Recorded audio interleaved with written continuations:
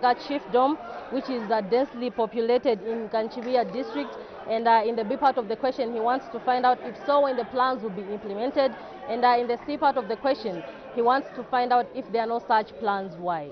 Question 102 is expected to come from Mr. Mishek Nyambose, who is a self-full member of parliament, and is expected to ask the Minister of Agriculture a question in two parts. Part A reading, why farmers who paid for farming inputs under Enhanced Smallholder Agribusiness Promotion Program (ESAP) for the 2021 to 2022 farming season in the following areas in Chasefu parliamentary constituency did not receive the inputs: Pikamalaza, Malaundula, and Emusa. And in Part B, what measures are being taken to ensure that the farmers receive their inputs? Question number 103 will come from Bahati, Member of Parliament. So just as some of the questions that are expected to be considered on the floor of the House, on your screen is Madam Speaker's procession making its way to the chamber. Keep watching Parliament Television. Good morning.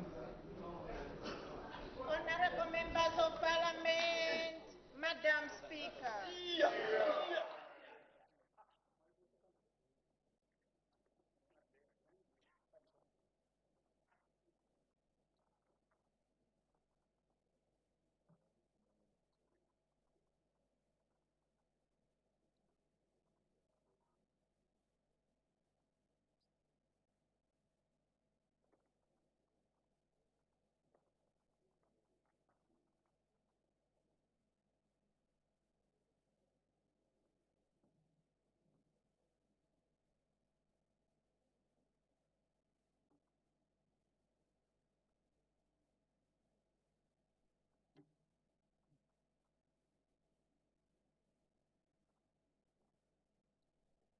Dancing of Zambia, proud and free, land of wealth and joy in unity, victors in the struggle for the right. We want freedom's fight, oh, one, strong and free. Africa is our own motherland, passion will not blessed by those who blend. Let us all have people join us one, brothers under the sun, oh, one, strong and free.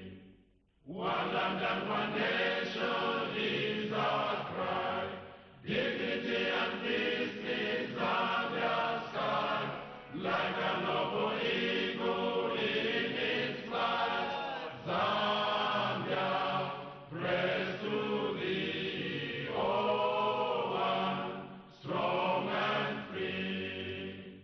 Praise be to God, praise be, bless our great Zambia, Zambia, Zambia.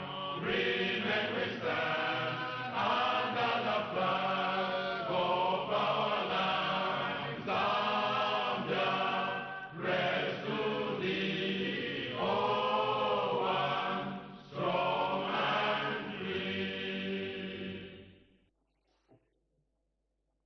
Prayer.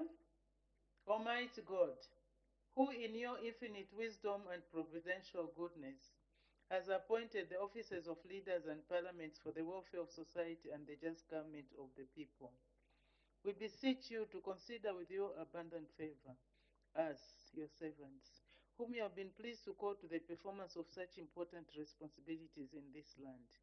Let your blessing descend upon us here in Parliament assembled, and grant that we may, as in your presence, treat and consider all matters that shall come under our deliberation in so just and faithful a manner as to promote your honor and glory, and to advance the peace, prosperity, and welfare of our country, and of those whose interests you have committed to our charge.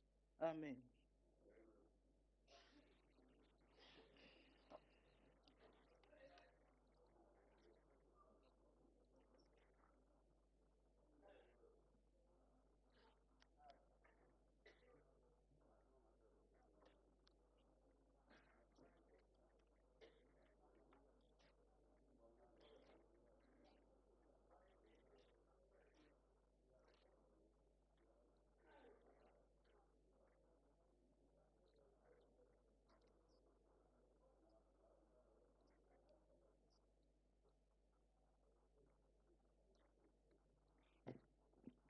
Honorable members, I have one announcement to make. The announcement is that I wish to acquaint the House with the presence in the Speaker's Gallery of the following honorable members of the Committee on Agriculture, Lands and Housing, the Committee on Members' Rights, Interests and Privileges, and staff from the Parliament of Botswana. The first one is Honorable Pono P.P. Mwatudi, MP, Deputy Speaker of the National Assembly. Mr. Tumelo Gofamodimo, Deputy Manager, Administration. Mr. Goabaone Toti, Deputy Manager, Facilities Management. And Mr. Tiroyaone Emu Morewa Kwena, Principal Clerk, Assistant 1. I wish on behalf of the National Assembly of Zambia to receive our distinguished guests and warmly welcome them in our midst. I thank you.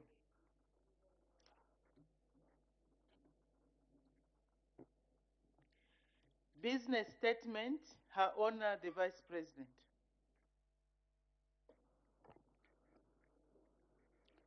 Madam Speaker, I wish to inform the House that the House Business Committee met on Thursday, 12th October 2023 to determine and schedule business of the House for the period 17th to 27th October 2023. In this regard, the committee resolved to lay before the House the following business for consideration. A. Announcements. The Honorable Speaker may make announcements to the House on any day when it is necessary to do so. B. Rulings. The Honorable Speaker may render rulings if there will be any. C. Ministerial statements. Honorable ministers may make ministerial statements if there will be any. D. Bills. Bills will be presented if there will be any. E. Private members' motions. The following private members' motion will be presented by Honorable Ms. C. Halwindi MP on the subject matter to consider providing tax holidays to waste recycling companies. This will be done on the 25th of October 2023. F. Reports and international conferences. Reports of parliamentary delegations to international conferences will be considered if there will be any. G. Parliamentary committee reports. Committee reports may be considered if there will be any. H. Questions. Part 1. Honorable ministers may respond to urgent questions if there will be any. And 2. Honorable ministers will respond to 30 questions for oral answer, understanding Order 74 as set out hereunder. The details of the questions are contained in the notice of questions circulated to all honorable members.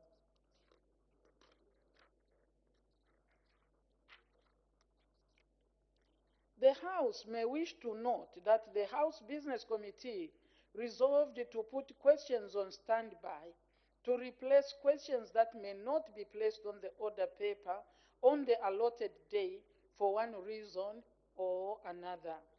The questions on standby are as set out hereunder.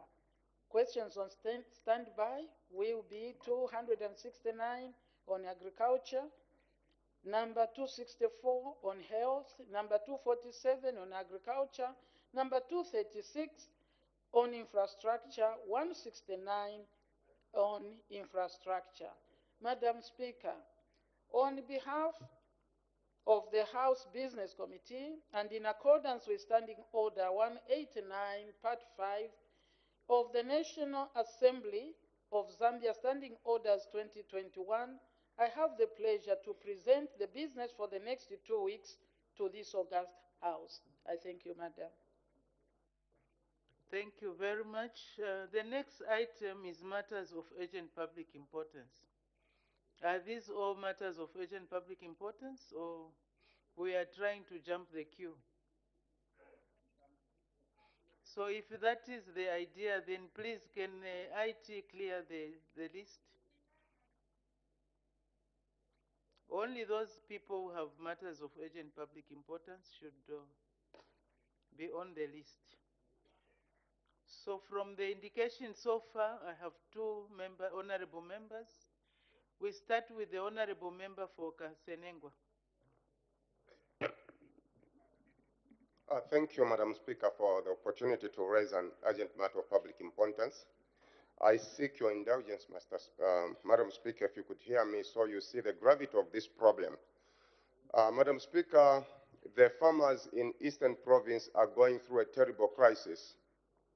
We gave out grants last year for them to go into different economic activities. One of them was piggery. They have ventured very well into piggery, but at the moment, Madam Speaker, farmers from Ruangwa River going down all the way to Mwami border cannot move their pigs. And they're in a serious crisis. They want to sell their pigs so they can raise money to buy farming inputs, fertilizer, and other things. And yet they do not know what is happening because they cannot sell their products.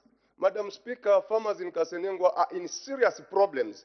And this matter, Madam Speaker, is directed at the Minister of Livestock. We wish to know when farmers will be allowed to move their livestock so they can sell, raise money, and buy some more farming inputs. I seek your indulgence, Madam Speaker. Thank you. Honorable member, clearly you know the criteria for admission of matters to be considered as matters of urgent public importance. That definitely does not qualify. You are advised to put in a question. The honorable member for Chieng.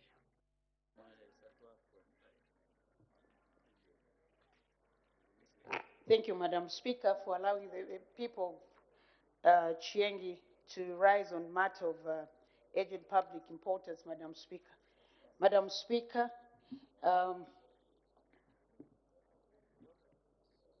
Madam Speaker, as members of Parliament, we were asked to deduct, or rather the local government had deducted money from all our constituents' funds to buy ambulances.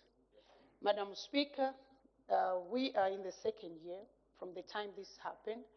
Now, Madam Speaker, as we are speaking, in Chiengi constituents, we have an ambulance which is not called an ambulance, it's just a shell.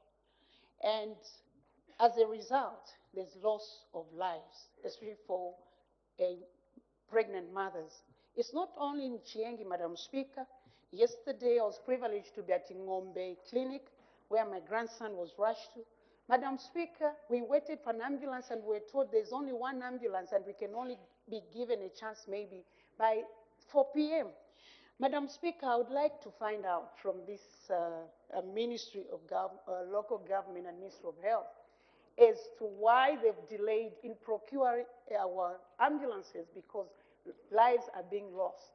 There are no ambulances in all the constituencies, Madam Speaker. I need your serious indulgence on this matter. I thank you. From my understanding, the procurement of ambulances is an ongoing process. So if the honorable member is concerned about the delay that is taking to have these ambulances procured, I suggest the honorable member puts in a question. That concludes matters of urgent public importance. We go to the next item. Before you start pressing, please, honorable members, as we ask our questions, let's be precise to the point so that we can allow as many members as possible to ask questions. So now is Her Honor, the Vice President's question time. The Leader of Opposition. Thank you very much, Madam Speaker. Your Honor, the Vice President, a few weeks ago, government gave a permit to ZNS through Eagle One to import maize or mealie meal from South Africa and export to Congo DRC. A few days ago, government announced that ZNS through Eagle One will supply mealie meal, cheap mealie meal through ShopRite.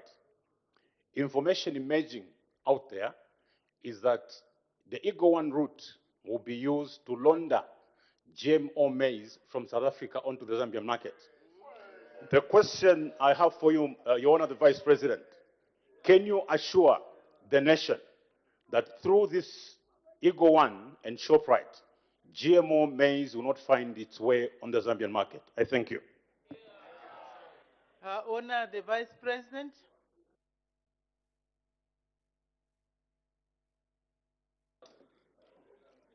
The Honorable Leader of Opposition, my opposition, he has always a question, Madam. Not even one Friday has he spared this Vice President.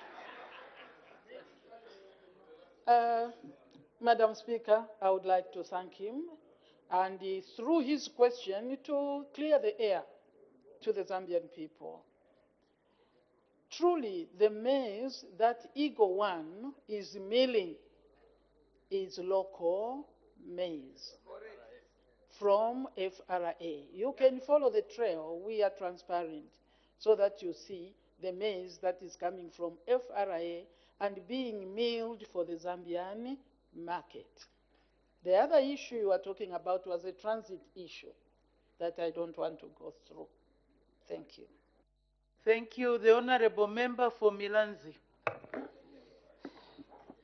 Thank you, Madam Speaker, for giving the people of Milanzi an opportunity to ask a question to the Honor, the Vice President. The Honor, Madam Vice President, hunger is slowly becoming the second national anthem in this country. There is hunger across the country. Her Honor, the Vice President, Zambia currently looks like a country that is recovering from war because of hunger. As I indicated, Honorable Member, be precise, be mindful that there are other Honorable Members who also want to ask. So please do not take time. Go precisely to the question and then it will be answered. Thank you. Proceed. People are asking, when is this government starting to distribute relief food? Because they have run out of food. I submit. Her Honor, the Vice President.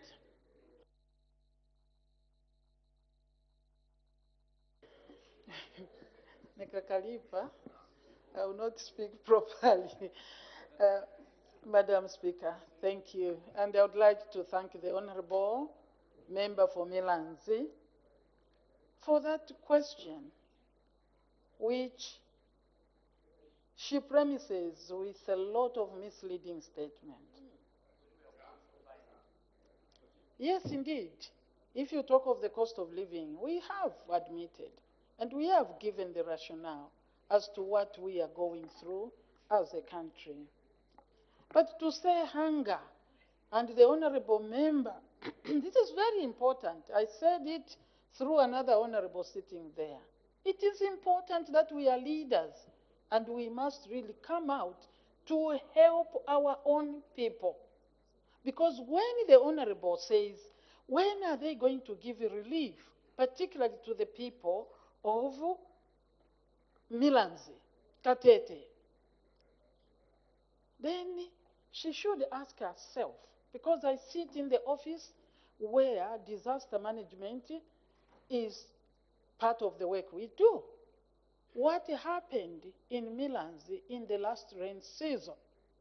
You have to tell the House that in Milanzi, in Katete, we had this calamity which has caused hunger in Katete. It's very important. What was it? Because the honorable member never came to the office of DMMU to tell us that there is a problem here. Maize is failing. She never did. And therefore, and to say, that's why last time I did ask Madam, where did the same FISIP they are condemning, go? My minister was called the Minister of FISIP. Where did the fertilizer and the seed that was given to the people of Katete go? What have they done to the maize? They are the leaders in there. This is not a game of politics, just making, some noise to make, other people look like they are not working. Is there truly hunger in Katete? What did you do with the maize and with FISIP? What happened? Was there a flood? You don't just shout. We are here to reason together. Okay. Sorry, Madam. Honorable, we are here to reason together. I am one of the most unprovoked person, I can tell you. But I am one of the least provoked. I like my thinking. I like my mind. I like to reason. So what I'm asking to all of us. So you don't come from nowhere and say, there is a hunger in Kaputa. Did we see a calamity? And yet we gave people FISIP. And yet people cultivated. It is important, Madam, that we are sincere. Let us not use the problems that Zambians may be going through the cost. We even, a member of parliament, Madam, like the one from Milanzi, should be the one who should be so happy with this government and say, listen, honorable members. Order, honorable members, order. We have to reason together. Milanzi, honorable, you are the one who should say, my farmers, because you, in Milanzi, where I've been, I've gone around Milanzi, you should be one of those. While Mandevo is crying, you should be happy to say, my people sold their maize at a better price. So you want that 100 kwacha given to the farmer to go to subsidize? What are you talking about? Honorable members, let us be sincere. I expect people from the rural areas, people who grow maize, to say, this year, my farmers are better off. How do we improve? You don't have to shout, you ask your question. So let us be sincere, even as we continue. Honorable member, I have asked the questions, where is the maize that was grown in Milanzi? As leaders, did we educate our people? It's important to sell. But please, honorables, let us tell our people to keep even just 20 bags of their produce for household security. Please. Thank you, Madam. Thank you, honorable members. If we continue making noise, we'll miss the questions and the answers, and we'll end up asking similar questions. So let's pay attention. The honorable member for Kabwata. Thank you, Madam Speaker. Your Honor, the Vice President, in a few days from now, Zambia as a nation will be going on its knees to offer supplications and prayers and repentance on the day of national prayer and fasting. There are a section of society, be it a political party or the clergy, who want to politicize this event. What is your word of advice to such individuals? Honor the Vice President.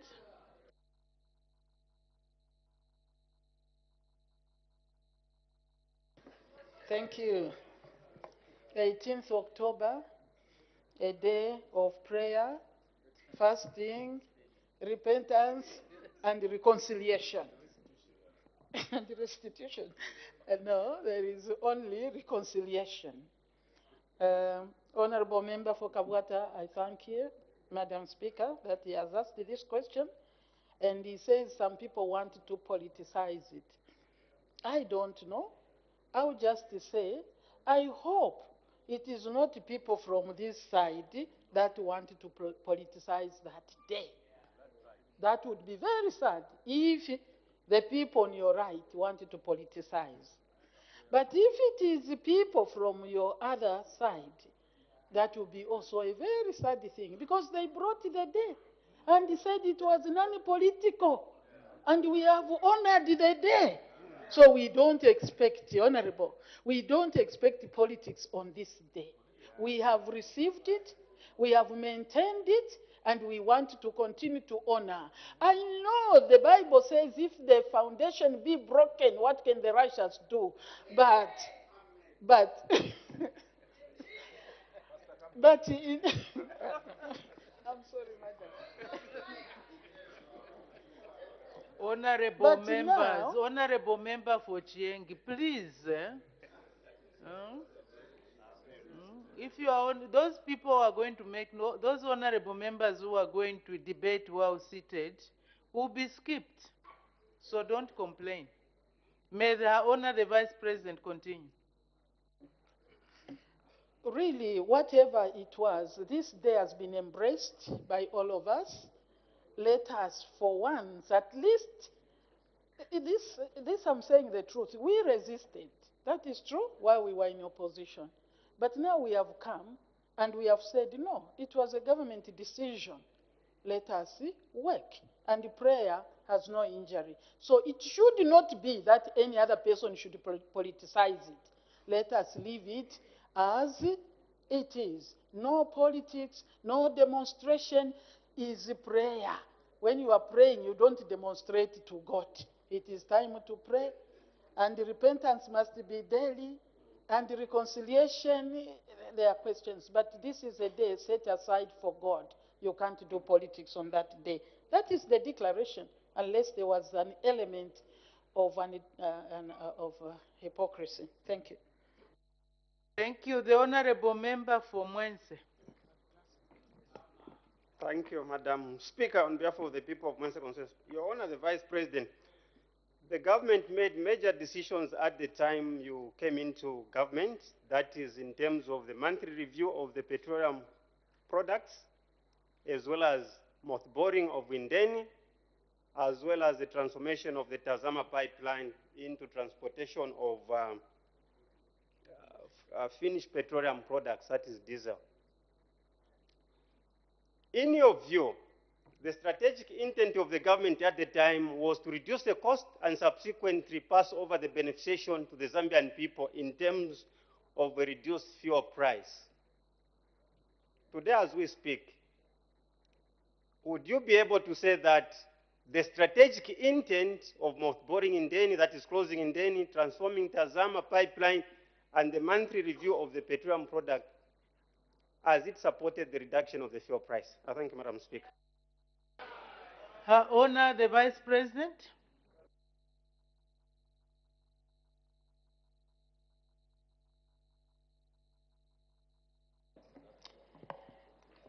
Thank you, Honorable Member for Mwense. You have hammered.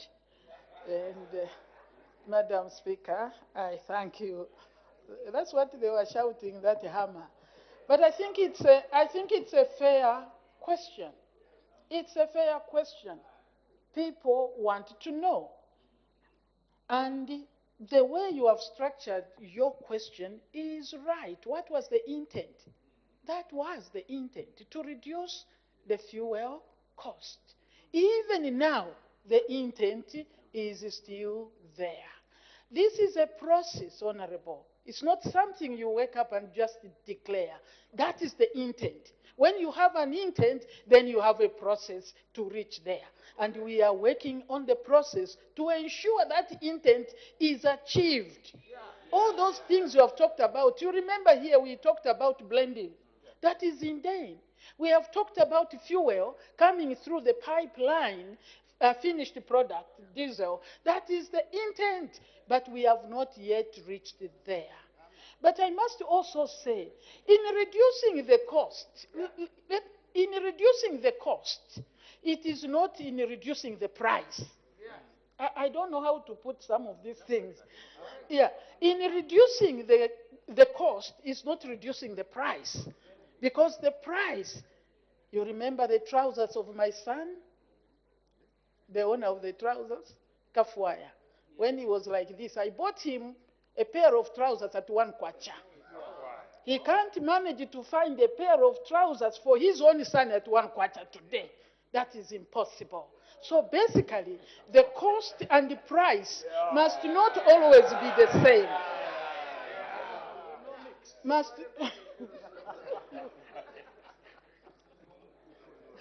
I hope I'm trying to make some sense here. What I'm saying is the intent, as you described it, is very true. And it is still there. But the process to reach the cost is still going on. The price is another matter because the price is determined by a lot of factors. Thank you, Madam. Thank you. The Honorable Member for Mangango. Thank you so much, Madam Speaker. Good morning, Your Honor, the Vice President, and greetings from the good people of Mangango and those along Katunda, Lukulu, Watopa Road. Your Honor, the good people of Mangango are asking when the new Dawn government is going to tar the Katunda, Lukulu, Watopa Road, because they know that the new Dawn government has fulfilled so many promises to the Zambian people. And they believe that even that road will be tarred as promised during campaigns, and not as it has been in the past with the previous Patriotic Front regime that used to campaign promising to tar the road but never did it. Thank you so much, Your Honor. Thank you. Her Honor the Vice President, please let's limit our questions. Her Honor the Vice President. I thank you, Madam Speaker, and I receive the greetings from Mangango, and I appreciate the people of Mangango. Katunda Lukulu Watopa Road is under very serious consideration. That is a beautiful place, good people. The road will be done. It is under consideration, but I cannot give the dates as I sit here. But it is one of those roads that must be done. Thank you. Thank you. The Honorable Member for Shiwangandu. Thank you so much, Madam Speaker. Madam Speaker, mine is a rider on the question posed by Honorable Mavumba of Mwense. Your Honor, the Vice President, on the 25th of September 2019, when there was slight adjustment of prices for fuel, His Excellency the President of the Republic of Zambia, then as opposition leader, worked out a very interesting formula, which even us who were in government then thought was a very workable formula in terms of adjusting fuel prices. And I have the schedule here, Madam Speaker, which I can lay on the table. Why is the Minister of Energy failing to follow that formula that the President had worked, which was showing how the prices were going to be reduced immediately UPN deformed government? I thank you, Madam Speaker. Her Honor, the Vice President. Please, honorable members, let's not make too much noise. I'm being distracted also from listening to the questions. Please, honorable members. Her Honor, the Vice President.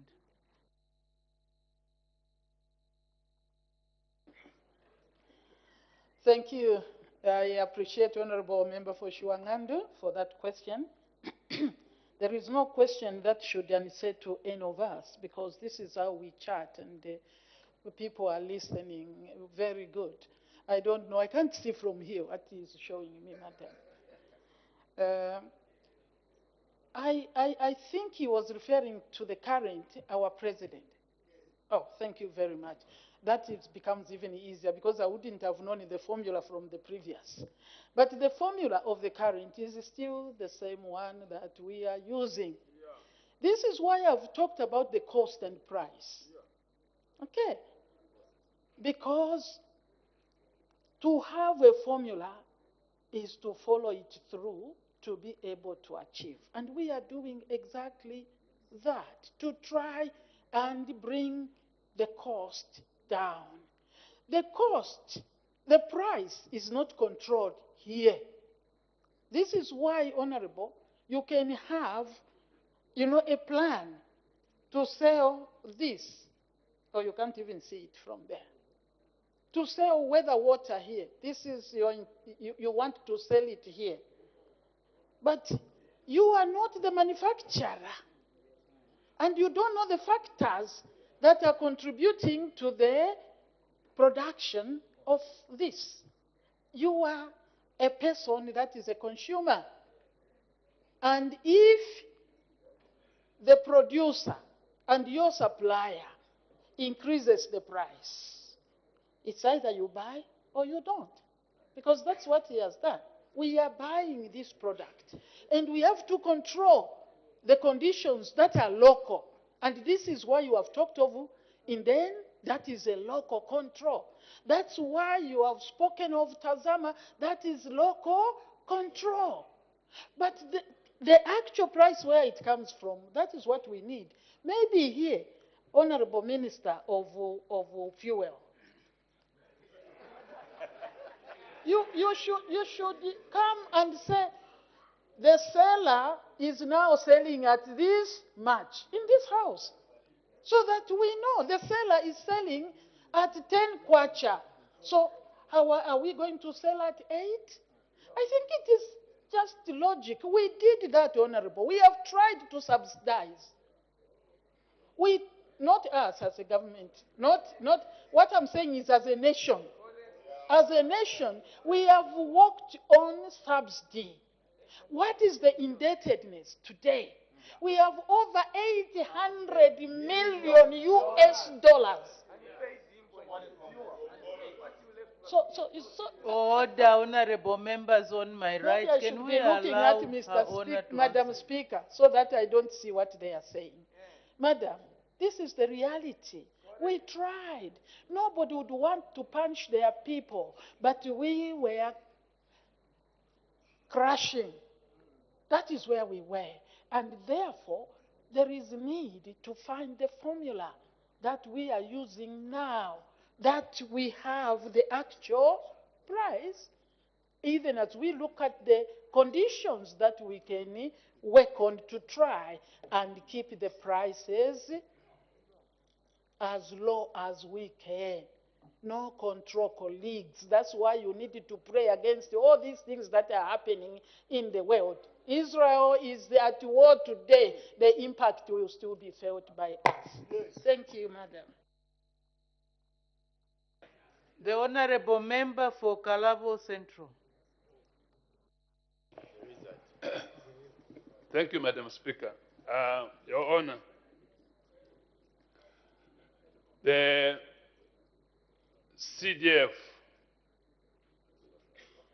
which some of our colleagues or some of the section of this country are complaining about, that they are not seeing the results of CDF in the constituencies.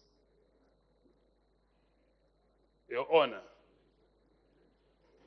how can you put it to them to show that there is a difference in the way the CDF was being, one, released and manned prior to election of 2021? How can you put it clear to them to show the difference between the former before 2021 and the current New Dawn government of UPND? Thank you, Madam Speaker. Her Honor, the Vice President.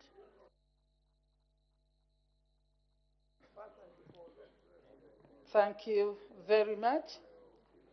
CDF. Order, order, order. Honorable Member for Petauke, please, can you go back to your seat? You've been doing rounds, walking, greeting people, giving your back to the presiding officer. Can you please resume your seat?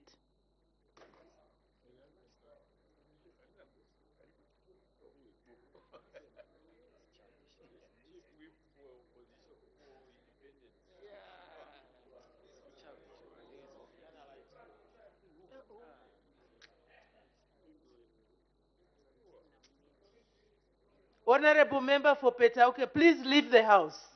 Leave the house now. Leave the house.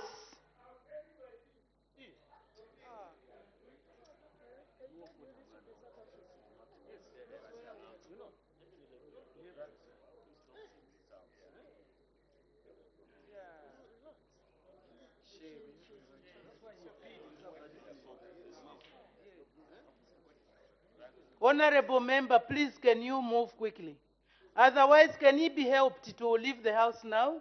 We are losing time. Sergeant at Arms, can you help him move out?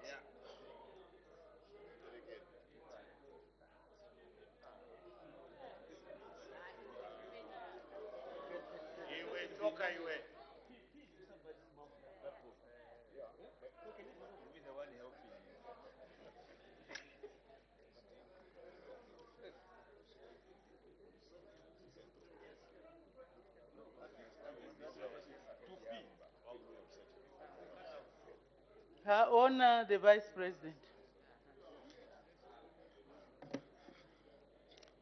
Thank you, Madam Speaker, and I would like to thank the Honorable Member for Kalavo for this question where he says CDF, and he says which some of our colleagues are complaining about, that there are no results. It's very difficult even to say anything on this if there are people complaining that there are no results. Honestly, can you say there are no results? CDF is a very important developmental tool. Personally, I think this is one fundamental change for development from where we have been. For me, I have always argued that central government is too far from the people to be able to tell exactly where a borehole is needed in Kaputa.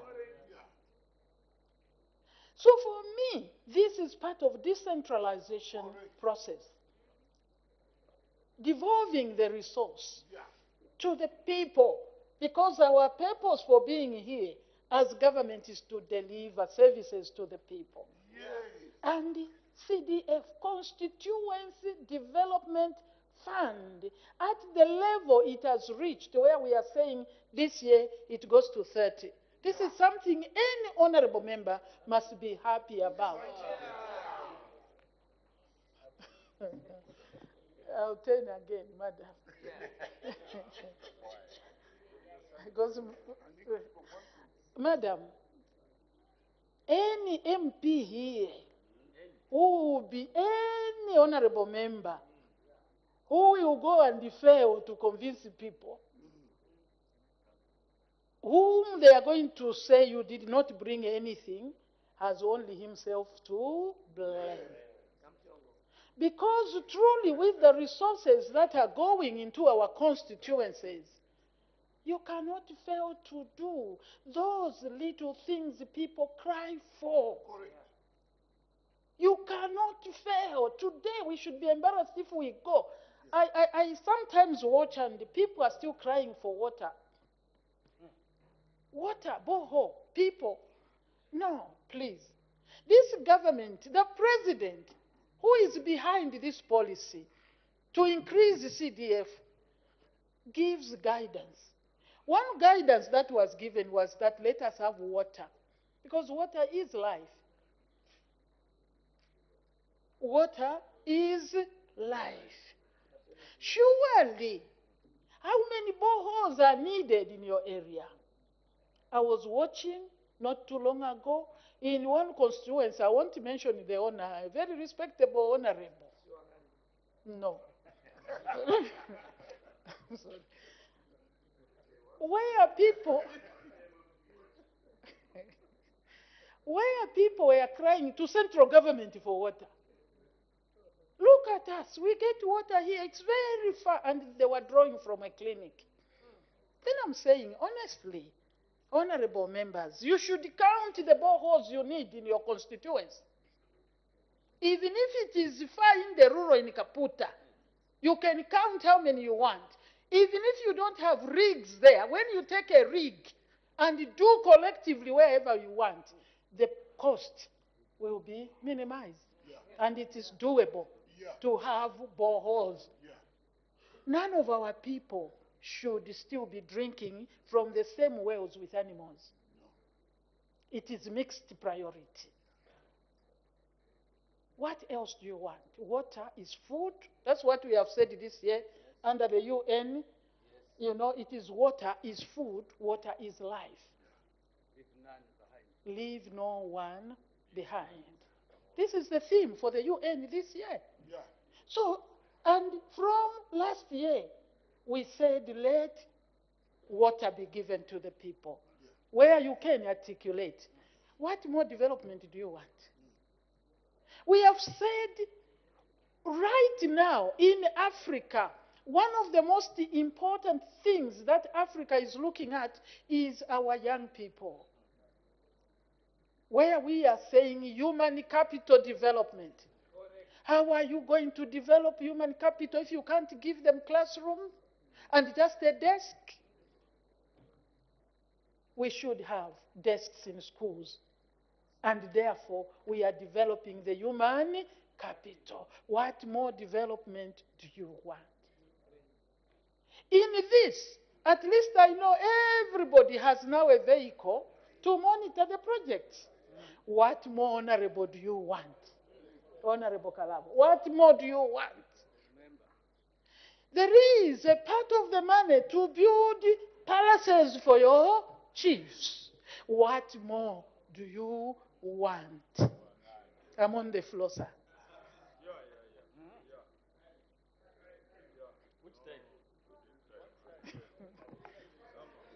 Honorable members, we have said maternity wings with water. What more do you want? CDF is, all of us agree, is a game changer. We want after 5 years that no rural, particularly rural, because I come from the rural, really, I would be sad to go and find children on the floor. The management of CDF, you have the guidelines. Let us follow. Let us also not keep money in our accounts so that money can quickly go in. If we have such a challenge, I think I'll come back. Myself, I'll follow up with the Minister of Finance and Treasury, because yesterday I did hear that there is this disparity. What is that? Because every constituency is a constituency. And we have pledged that we will give everybody. But some of you, I will repeat what I said last week. 3% is what has been used. Surely you must be embarrassed. What is going on? Push those people. And that's why we want you to sit in the councils, so that you can push development. CDF is a game changer. It will be released equally, if not equitably, and the management of CDF must be for the good of our people. Thank you very much. The Honorable Member for Wacha.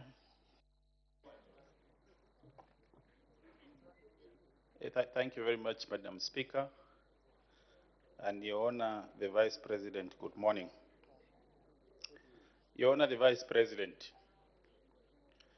His Excellency, the President of the Republic of Zambia, Mr. Hakainde Hichilema, after forming government in August 2021.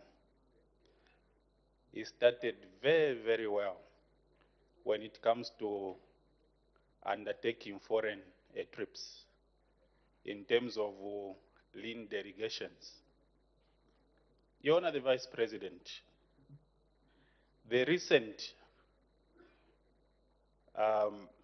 trip to China, His Excellency the President, Madam Speaker, was accompanied by 10 ministers. 10 ministers, Madam Speaker, we can name them, I can name them, but the figure is 10, with the Deputy Secretary to Cabinet, also with a delegation. Your Honor, the Vice President, His Excellency the President and the current government, you have been talking about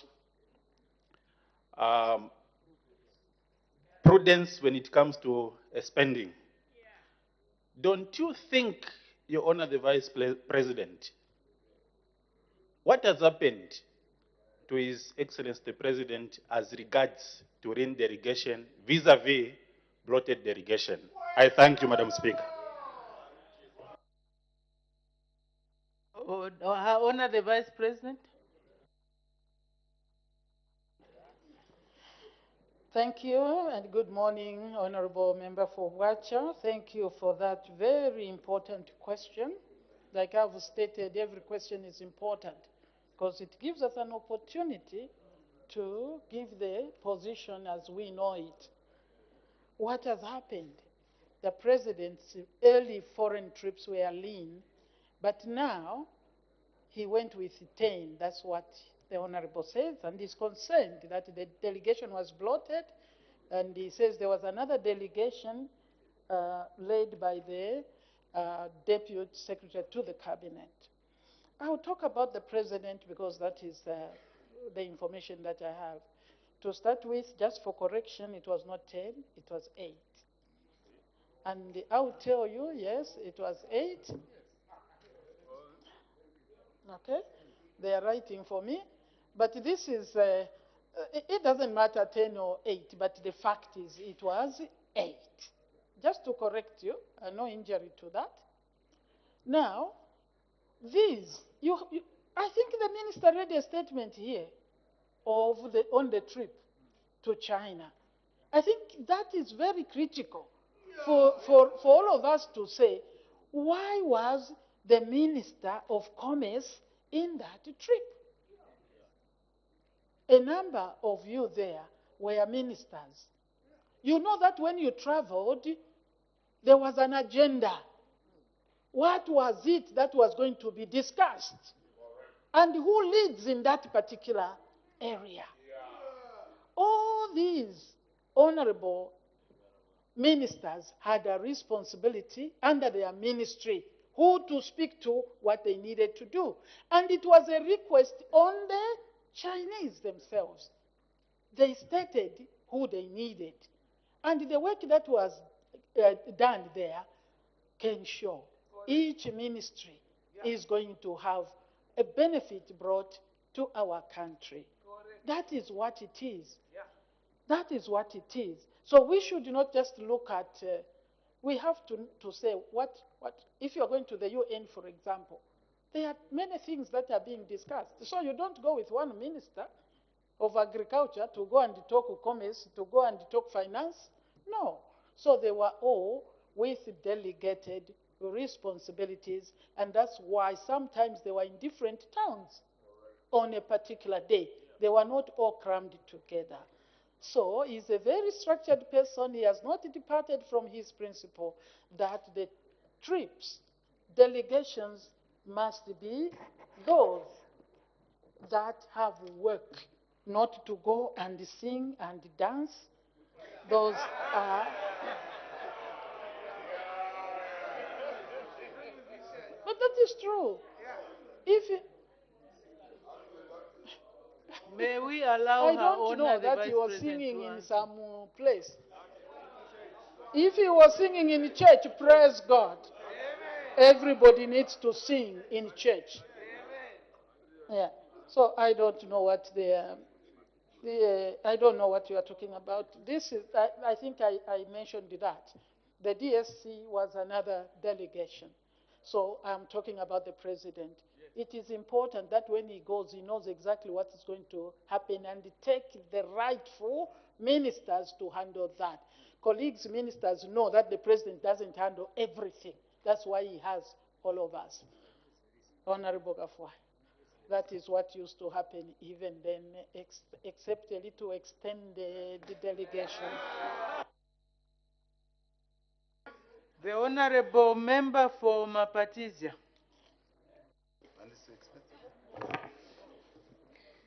Thank you very much, Madam Speaker.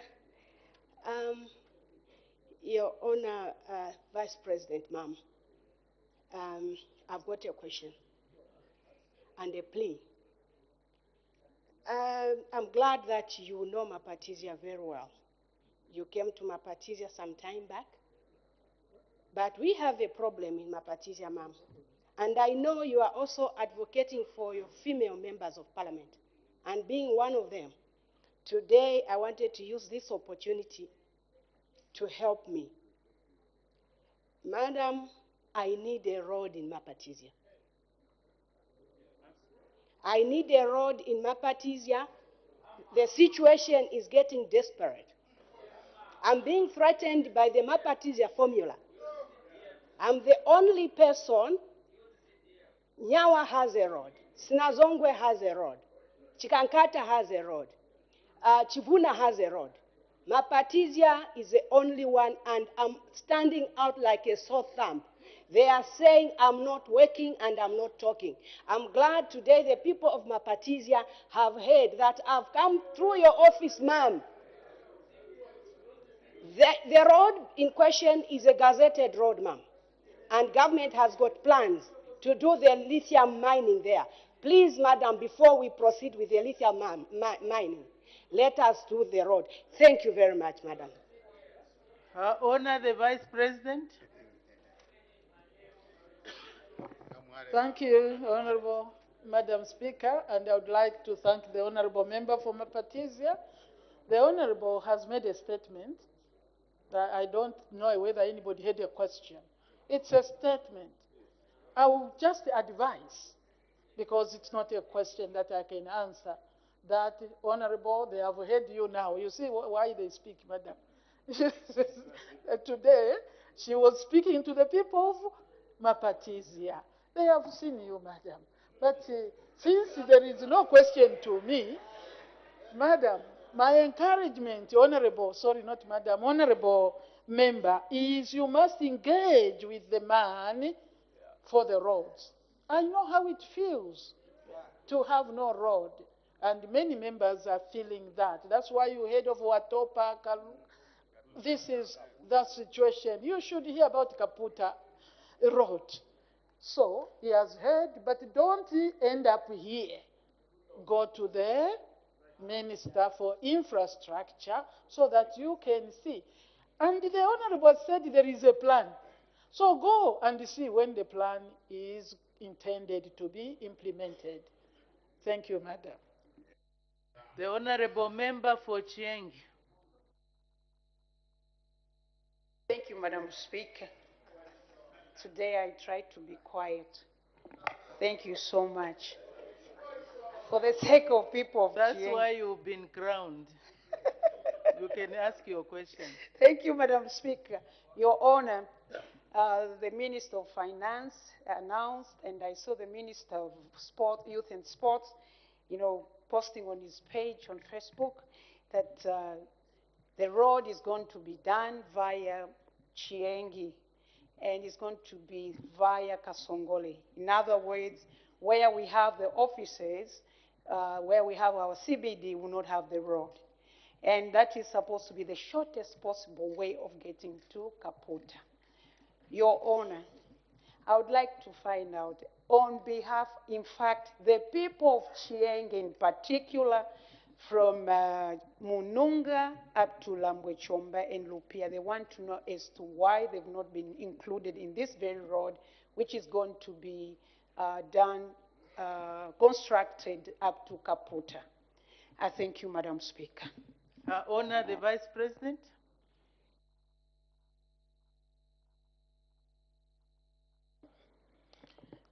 Thank you, Madam Speaker, and I would like to thank the Honorable Member for Chienge.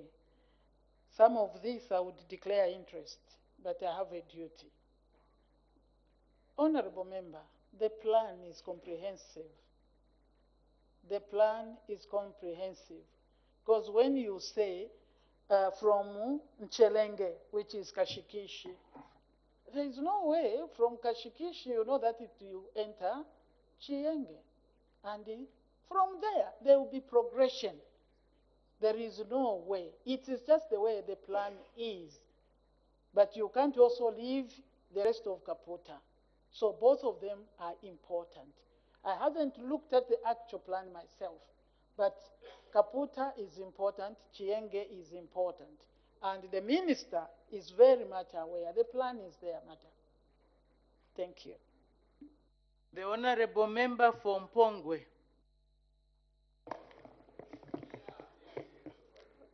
Madam Speaker, I'm grateful for this opportunity to ask the question to the Vice President question. Your Honor, the Vice President, the people of Mpongwe are very happy with the introduction of credit window. They are also happy with the price of maize. The question they're asking, they want to find out what are the conditions attached to this credit facility. I thank you. Her Honor, the Vice President. Madam, it's almost the time. The green microphones can go off. Thank you. Honorable Member from Pongwe, I would like to thank you, Madam. The issue of credit window, thank you for, really, this is what I was saying, Honorable, and I totally appreciate that you can appreciate the price of maize, the sale price of maize, because your people are farmers. They have been doing this for a long time. We can't even win them off FISIP because the sale price was disadvantaging them. And this, that government has done is very good. I appreciate that. The credit window, you appreciate it. I will not stand here, madam, and give the details of the credit window. What I will ask is the Minister of Agriculture, because this is very important, that he comes here at an appropriate time, because we are the people to speak to our constituents. We need to understand what are the conditions for us to access the credit window. So I will request, madam, that you allow me to ask the minister at an appropriate time to bring this to the House, not too long from now, because the season is now, so that all of us can understand. Thank you, madam. There were strong prayers for honorable members to ask questions, but unfortunately, maybe I can sincerely, if I had a way, I would have allowed 2 more members. No, I can't do that. Sincere apologies to the honorable member for Nalolo. I only saw him much later. For purposes of balancing, I should have done that. I tried to bring the women. Honorable member Paul Pambashe was the next one, but unfortunately, it has not happened. Unfortunately, I cannot extend because we need to make progress. Thank you very much for that. We managed to get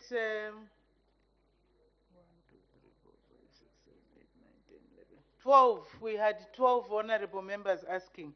But if we are precise, we would be able to take more honorable members. Let's make progress. Question for oral answer, understanding order 74. The honorable member for Chimwemwe.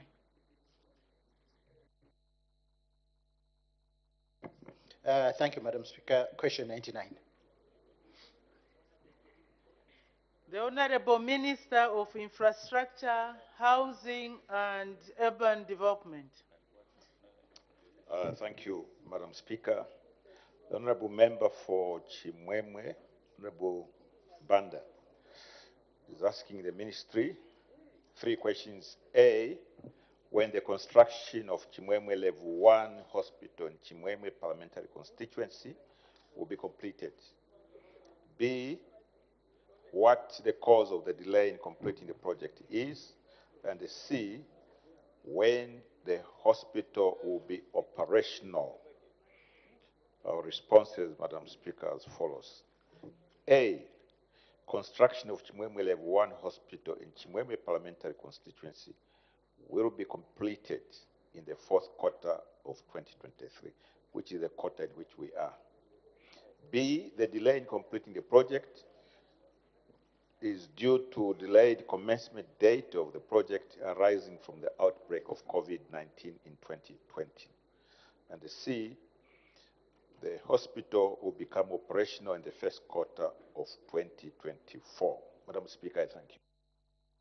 Thank you very much. Before we go to supplementary questions, there's an indication from the Honorable Member for Solwezi East for a point of order. What's the point of order, Honorable Member? Thank you very much, Madam Speaker. Before I state the point of order, Madam Speaker, may I just congratulate the UPND government for scooping the Liua and the Lufubu ward by-elections, including the Ndumwezi. Thank you. Madam Speaker, I rise on a point of order pursuant to our standing order number 49, Part E, which gives the functions of the whip or the deputy whip and so on. One of the functions states that assisting the presiding officers in maintaining discipline in the House. Now, I rise on the behavior of the Honorable Member for Petauke Central, who is also a whip for the independent. Madam Speaker, according to this statement in terms of the function, is the Honorable Member for Petauke, JJ Banda, the right whip for the independent to exhibit such kind of behavior in this House? Not only today, but many other days. I seek your serious ruling if the decorum of this House has to be maintained. Madam Speaker, I thank you. Thank you. The ruling is reserved. We need to look at it closely. Supplementary questions? The Honorable Member for Chimwemwe. Thank you very much, Madam Speaker. Minister, thank you very much for your response. The people of Chimwemwe obviously must be happy that we shall have our much-awaited hospital open. Order, Honorable Members, there's too much talking. Can we listen to the Honorable Member for Chimwemwe as he asks his supplementary question? Thank you, Madam Speaker. Minister, how much have we spent on constructing that hospital? Thank you. The Honorable Minister of Infrastructure, Housing and Urban Development. Thank you, Madam Speaker. I think that's a separate question. The question was, when are we finishing completing this? But if he really wants to know the cost, either he can interact with us, where we'll dig out the information for the Honorable Member, or indeed a separate question. I don't have the exact figure as of now, because I was concentrating on answering the question as it was asked. Thank you, Madam Speaker. Thank you. So, Honorable Member for Chimwemwe, please do interact with the Honorable Minister for further clarifications. I know that when a question is asked, there is always a background to the question. The Honorable Member for Zambezi East. Madam Speaker, you realize that I do have a lot of interest in first-level hospitals, like the one that is being debated on the floor of the House, Chimwemwe, first-level hospital. What I want to find out from the acting Honorable Minister of Health is whether it is cast in stone that government in terms of construction will only concentrate on finishing those projects that are already ongoing, like Chimwemwe Hospital. What happens to eventualities and calamities that may occur? Shall we still stick to that as a plan, as announced by the substantive Honorable Minister of Health? I thank you, Madam Speaker. Now we are expanding the question. The question is very specific.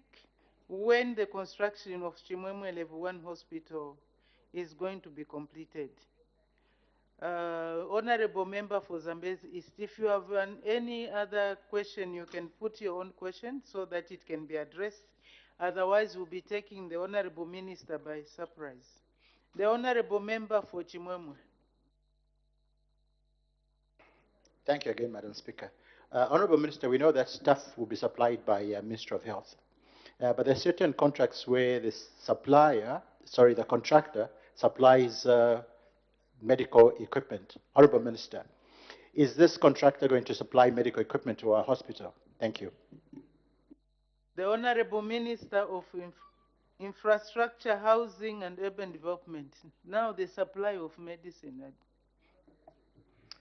Madam Speaker, currently, as I speak, I'm Minister of Infrastructure, Housing and Urban Development. And my concentration is on the development of infrastructure. And when that infrastructure is complete, the line ministries take over responsibility for running those institutions, whether it is schools, it's education, whether it is health matters, as in this case, that falls to the health ministry. So there must be another question directed towards the Ministry of Health to see how supplies will be provided to that particular hospital. Thank you, Madam Speaker. Thank you. The Honorable Member for Chembe. Thank you, Madam Speaker. Honorable Minister, at what percentage is that project in terms of works? Thank you, Madam Speaker. The Honorable Minister of Infrastructure, Housing and Urban Development. Thank you, Madam Speaker. A bit of information. The construction of the Chimwemwe Level 1 Hospital was part of overall project for the construction of 150 mini hospitals and the 5 Level 1 hospitals. The project was awarded an extension of time up to May 2024 due to delayed commencement of the overall project in 2020 as a result of COVID-19 pandemic.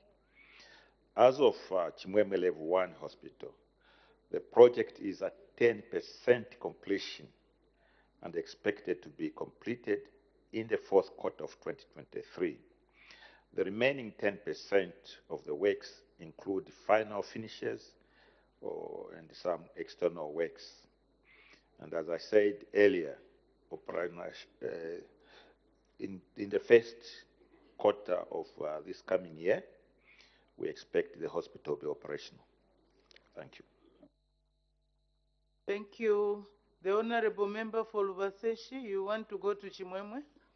What's your question? Madam Speaker, issue to do with the development is something that will always cheer the people of Rwansenshi, and thank you for the opportunity. Honorable Minister, the people of Chimwemwe and the people of Zambia would like to know what is the bed capacity for the same hospital. Thank you. The Honorable Minister of Infrastructure, Housing and Urban Development. Again, Madam Speaker, that is a question that should rightly be directed to the Minister of Health, who would have an adequate answer for that. Infrastructure deals with the superstructure, and as to how to demarcate that, that's the responsibility for the Minister of Health. Thank you, Madam Speaker. Thank you very much. The next question. The Honorable Member for Namwala.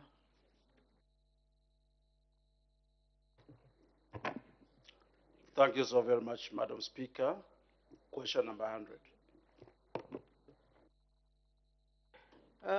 I understand the Honorable Member for Namwala would like to, is seeking leave of this House to withdraw the question in accordance with the Standing Order 79-2. Is that your position?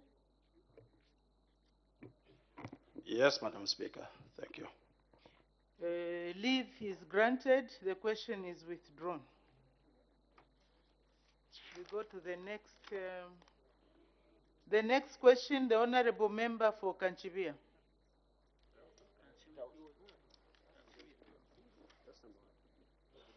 Question number 101, Madam Speaker. I apologize. I understand since we skipped 100. The Honorable Acting Minister of Health. Now I'm Minister of Health. So the question to the Minister of Health, Madam Speaker, is A, whether the government has any plans to construct a rural health center in Kavinga Chiefdom. Sorry to interrupt, Honorable Minister, before you go very far.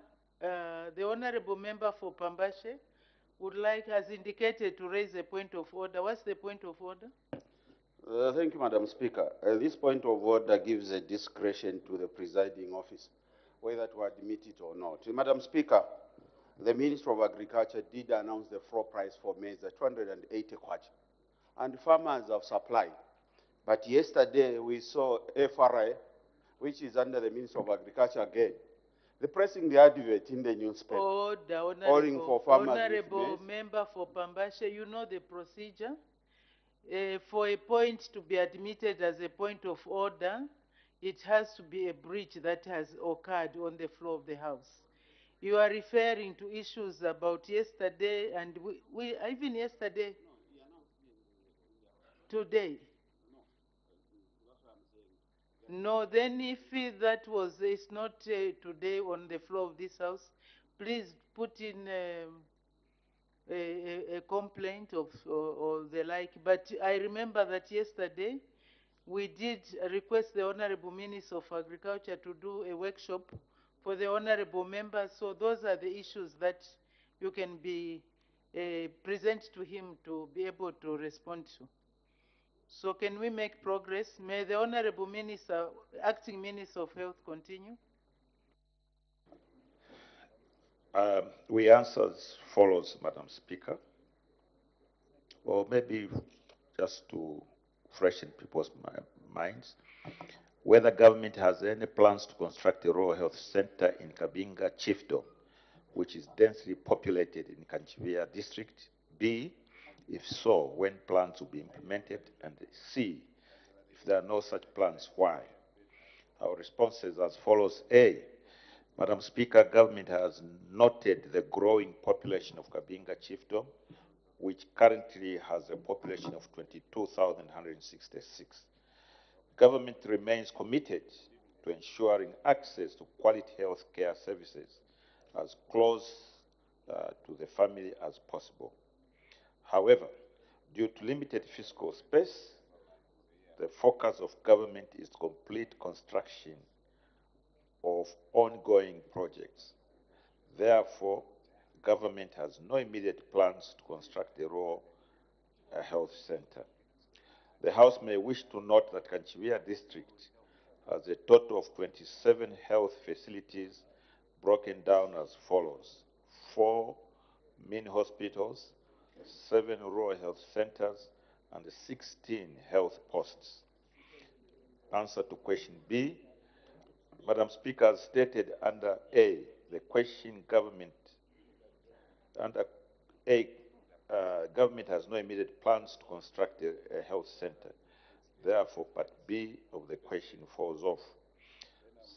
C, Madam Speaker, the focus of government is to complete the ongoing projects before embarking on construction of new projects. The distribution criteria for the construction of new health facilities after completing the ongoing projects will depend, among others, on the following factors: catchment population, 2, existing health facilities, 3, distance, and 4, equity. Madam Speaker, I thank you. Thank you. Supplementary questions. The Honorable Member for Kanchibia. Madam Speaker, I thank you for this opportunity to make a follow-up question. Madam Speaker, just a point of correction, Kavinga Chiefdom has a total population of around 62,000. 62,000, not 22,000. The nearest facility is 55 kilometers from Kavinga. That's in Chalabesa. Kanchibia, Madam Speaker, is not just a constituency, it's also a district at the same time. And made up of 4 very vast chiefdoms. This is one of the most underdeveloped chiefdoms without even electricity. Madam Speaker, under the 2024 budget, government proposes to construct 135 mini hospitals across the country under phase 2. Our question would be, don't the people of Kavinga Chiefdom, 62,000 people who have to walk 55 kilometers, deserve quality health care by having a mini hospital closer to where they are? Madam Speaker, I'm also mindful and to qualify that in the same area, there's an island where we've used the CDF progressively to construct health posts. But even this does not do because of the numbers of the people in this particular area. I thank you, Madam Speaker. The Honorable Acting Minister of Health. Madam Speaker, most certainly the people that the Honorable Member has referred to do certainly deserve quality health care facilities. And we also recognize that Kanchibia is a new district. And we know as government that Muchinga province has 8 districts, which includes Kanchibia. Of these, 3 do not have first-level hospitals. And these are Kanchibia, Lavushmanda, and of course, and Shiwangandu. The districts are earmarked to have first-level hospitals, though not in 2024 in Muchinga province. The current priority, as the ministry has stated, is the completion of, number 1, Michael Chirufya Sata General Hospital in Mpika, which is phase 1. Number 2, the 2 in Mafinga district, that is Dendere District Hospital and the Muyombe District Hospital phase 1. So with regard to Muchinga, that is what the ministry is working on. But in terms of Kanchibia, and some of us are most impressed with the working culture of the Honorable Member of Parliament for Kanchibia. And I understand his anxiety in terms of providing medical facilities for these people who, as he says, the nearest health facility is 55 kilometers away. Also to say that that is not the only place where that is the case. There are many other cases in Zambia where that is the situation. The limit on the resources is what is causing this priority setting. If we had, as a government, we had limitless resources, all these things would be done at the same time. As I explained earlier, within Kanchibia itself, we have 4 mini hospitals, 7 rural health centers, 16 health posts, which makes a total of 27.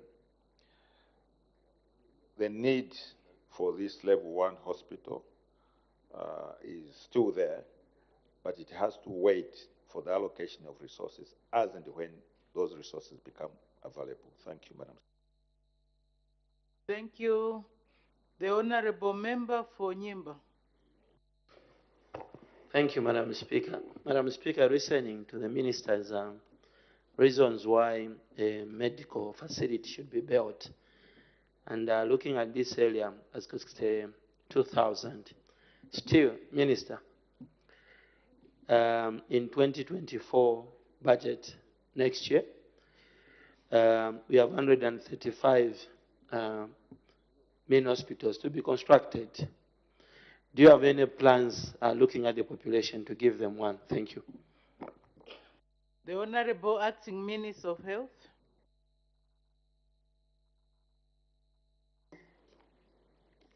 If you look at 2024, which the Honorable Member for Nyimba has made a reference to, in terms of allocations, government, the New Dawn government has allocated 454 million kwacha for infrastructure development. The utilization of this will depend on factors which I've mentioned in my earlier answer. So the desire is to provide health facilities. The New Dawn government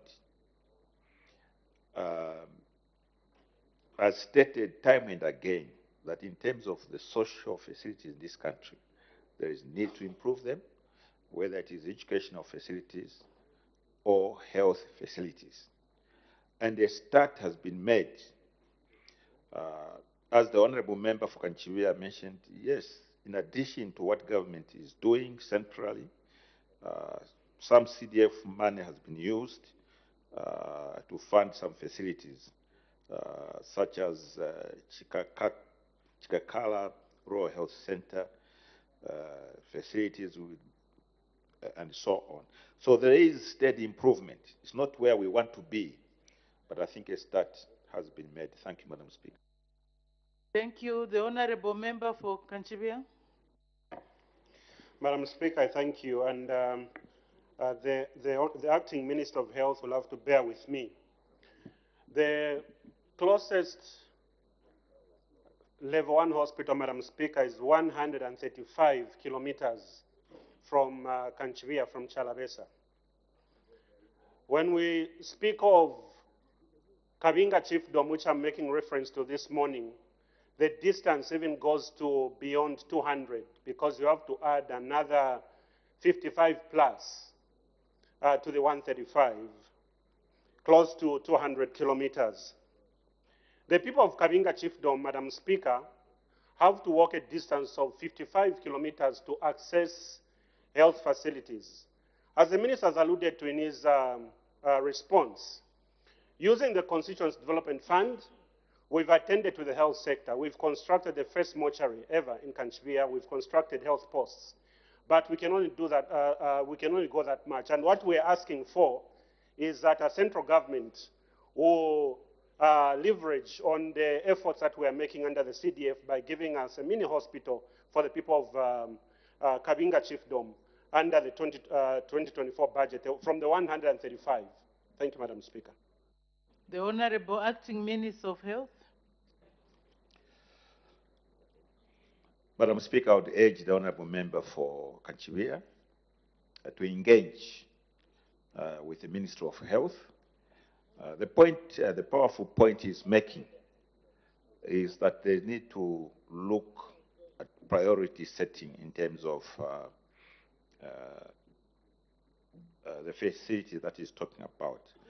In my earlier answer, I did state the criteria for setting up these facilities, which is catchment population. He has made a statement that instead of the 22,000 I made, there are actually 62,000. Existing facilities, number 2. Number 3, distance, and of course, equity. So he is, the Honorable Member is the one who represents the people, so would have more details as to what is pertaining on the ground. These matters can be resolved if there is engagement with the Minister of Health. And with reference to an earlier point made about the need to finish existing projects before embarking on new projects, this is what happens when you have planned work. You plan, we shall do so many, and after that we shall do so many. If in the interim there is an emergency. Certainly no government worth its salt will wait to attend to that emergency until certain things are finished. I know what the Honorable Member for Zambezi was making reference to. That is an emergency which should be attended to and will be attended to as and when that emergency occurs. Thank you, Madam Speaker.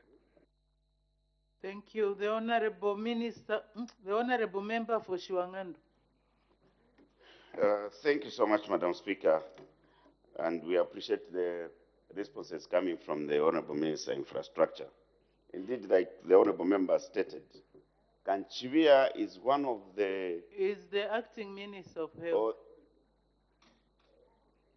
Is wearing both jackets, Madam Speaker. We are talking infrastructure. So Kanchivia is one of the largest constituencies that we have in Chinga province. And this Kavinga chiefdom is a densely populated.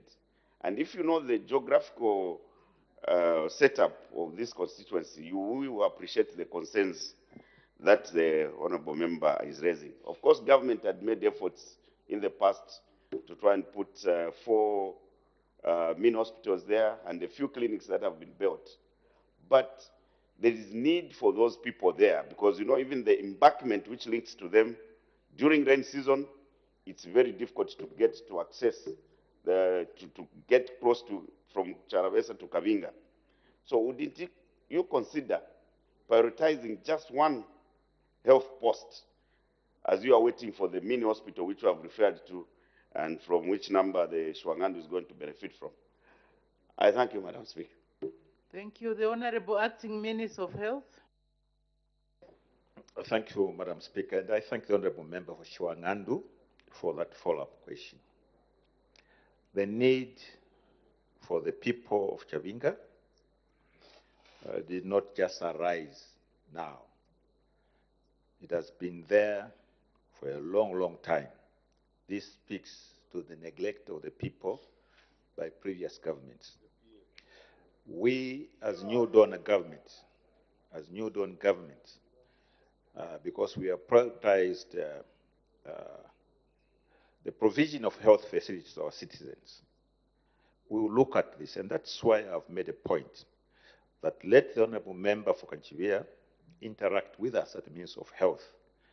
And with the figures that he has given, 200 kilometers, 100 kilometers, 55 kilometers, these numbers will be looked at.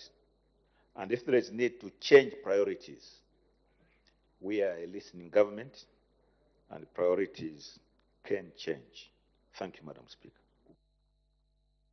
Thank you very much. Honorable Member for Shiwangandu, what's the point of order? The Minister was answering your question. What's the point? Madam Speaker, yes, indeed, he was answering the question. My point of order is pursuant to Standing Order 65.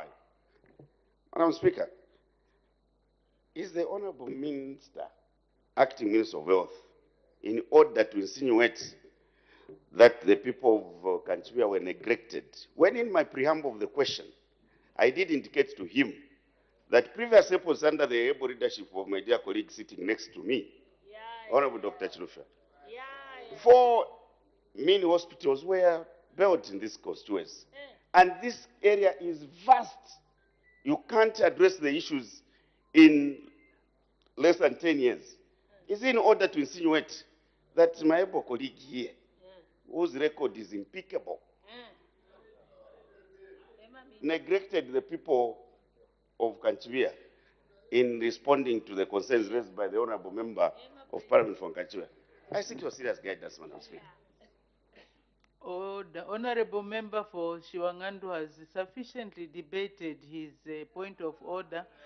And the Honorable Minister, when he was answering, I heard him say previous governments. He did not say any particular previous government. So if there were only 4 hospitals built during the immediate previous government, then what happened to all the other governments from 1964 to date, 4 mini hospitals? That means there was something lacking somewhere. But anyway, who are we? We are just presiding officers. Next question, the Honorable Member for Chasefo.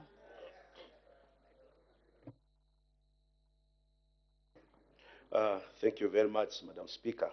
First and foremost, pardon my hoarse voice. I'm just recovering from a cough. Question number 102. I must say you look very smart today. The Honorable Minister of Agriculture.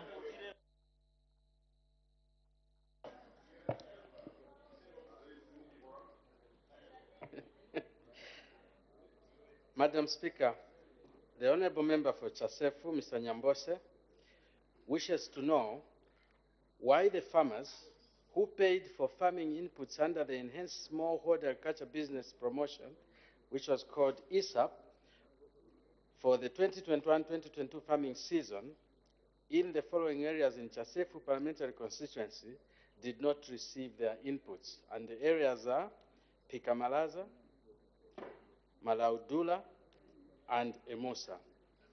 And in B, what measures are being taken to ensure that the farmers receive their inputs? Madam Speaker, our response is as follows. Farmers in Pikamalaza, Malaudula, and Emusa areas of Chasefu parliamentary constituency did not receive inputs under ESAP for the 2021-2022 season because the ESAP project was terminated by the International Fund for Agricultural Development, IFAD. Madam Speaker, for B, the government is not taking any measures to ensure that the farmers receive their inputs because the deposited 10%, which was a matching contribution, is still in their cooperative bank accounts. Madam Speaker, I thank you. Thank you. Supplementary questions. The Honorable Member for Chasefu. Thank you very much, Madam Speaker, once again. And I would like to appreciate our Minister of Agriculture for the responses. Now, Madam Speaker, the total number of farmers affected who contributed amounts totaling 310,500 kwacha. The total number of these farmers are 467 farmers, 2021-2022 season. And no government official or any donor has come to tell our farmers in Chasefu the fate after contributing their hard-earned money. Each one was contributing 750 kwacha. And these are the totals. And no one has come to indicate to them, is the government contemplating or thinking of refunding these farmers whose money has been kept for so many years from 2021 to date? Thank you. The Honorable Minister of Agriculture. Madam Speaker, I thank you and I thank the Honorable Member. The way the ESAP program was running is that the farmers would put a matching grant and the ESAP would put their part. The farmers would put a matching grant in their bank accounts. So it's not a question of the government pushing for refund.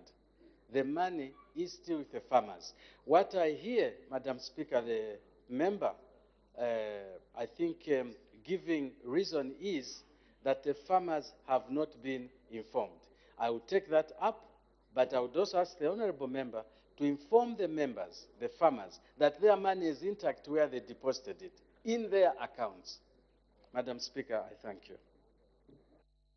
The Honorable Member for Shwangando. Honorable Minister, thank you so much, Madam Speaker. If you are saying the money is intact and the farmers have been struggling to get this refund, why is the other partner, the one in whose account this farmers' money is, failing to get back to them? Because if the program is abandoned, the logical thing to do is to go back to the farmers who would largely depend on their farming activities for livelihoods. Go back to them and refund them. Why do they have to wait for the farmers all this time before they could go back and refund them? And what role are you going to play as government to ensure that this particular partner with the farmers do the right thing at the right time? Because as you know, Our farmers depend on rain season. And in Chasefu, people are now preparing to, for their farming activities. I thank you, Madam Speaker. The Honorable Minister of Agriculture. Madam Speaker, I think as a point of correction to the honorable members, this is not a current occurrence. This is 2021. Secondly, the money is not deposited with government or IFAD. It's not like the FISIP where beneficiaries deposit money with government. In this case, they were depositing money in their own accounts, cooperative accounts. So that's why I said that the honorable member and ourselves will inform the farmers that their money is still with them. It has not been taken anywhere because the program is an international program, and when it was terminated, there is nothing that anybody could do. I don't want to delve into the reasons for the termination, but it was very unfortunate that it was terminated. The Honorable Member for Chasefu. Thanks, Madam Speaker, once again. Madam Speaker, the way I operate, I'm a very consultative person. Before I brought this question on the order paper, I have engaged the district agriculture coordinator extensively. He doesn't give me any response as to where the money is. I went further to the PACO in Eastern Province. Nothing, no response as to whether the money, where the money is, and the decision whether to refund the farmers. I've been to the Ministry of Agriculture headquarters. I met the PS, Mr. Mbozi, over the same matter. Before, I can't get any response on behalf of the people of Chasefu. Madam Speaker, these are poor, vulnerable farmers. Even 100 kwacha, if they can't have it, and someone is keeping the money in the account, not giving any response. Would you help the people of Chasefu to make a follow-up, Mr. Minister, as to whether we are going to refund them and where the money is? I submit. The Honorable Minister of Agriculture. Madam Speaker, at the end of it all, this has to stop with me, and I'll take it up personally to ensure that those farmers get their money back. I thank you. Thank you very much. The next question, the Honorable Member for Bahati. Thank you so much, Madam Speaker. Question number 103. The Honorable Minister, Acting Minister of Home Affairs and Internal Security. Madam Speaker, Mr. Chiwambwe, the Order. MP for... As the time is 10:40, I suspend business for 20 minutes for a health break. Good morning, and thank you for still watching Parliament Television. The House has just taken a 20-minute health break, and on the floor of the House under consideration is question number 103, which was posed by Bahati Member of Parliament, Mr. Lieven Chiwombwe, and the Acting Minister of Home Affairs and Internal Security was just about to start responding to the question at the time business was interrupted. Yes, when business resumed at 9 hours, Madam Speaker did make one announcement. She acquainted the House with the presence in the Speaker's Gallery of the Committee on Agriculture, Lands and Housing, the Committee on Members' Rights, Interests and Privileges, and staff from the Parliament of Botswana. And so, Madam Speaker, on behalf of the National Assembly of Zambia, received the distinguished guests and warmly welcomed them to the National Assembly. Thereafter, Her Honor the Vice President presented the business statement for the period 17th to 27th October 2023. And on the order paper, the House has so far considered 4 questions for oral answer under Standing Order 74, and still to come on the order paper, we expect the House to consider 3 more questions for oral answer under Standing Order 74, and also resumption of debate on a motion of supply. Just now we go on a break. Remember, business of the House will resume at 11 hours. Keep watching Parliament Television. Good morning.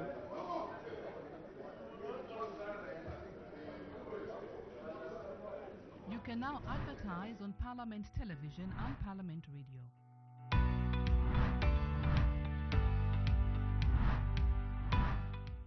For more information, call 0977 854102 or 0977 536487. Parliament Television, bringing Parliament closer to you.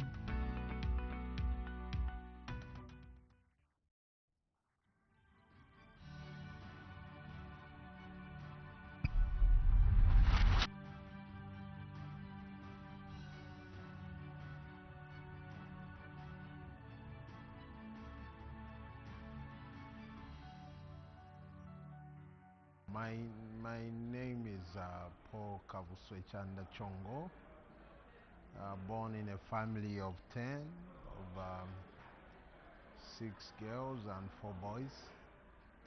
I was born in Chililabombwe about approximately 50 years ago.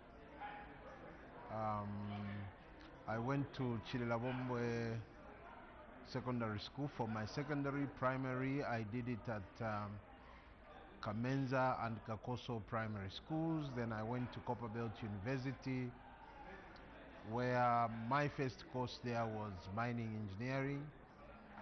I then left the Copperbelt University, went into private practice. I never worked until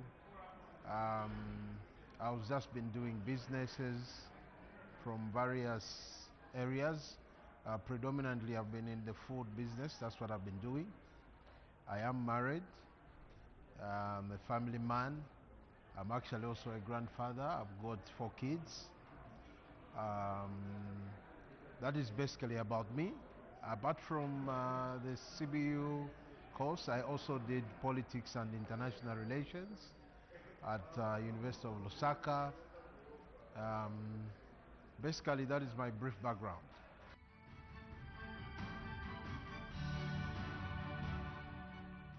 Well, I come from Chililabombo constituency, by the way. I was born there. So I know the constituency quite well. It borders the Democratic Republic of Congo.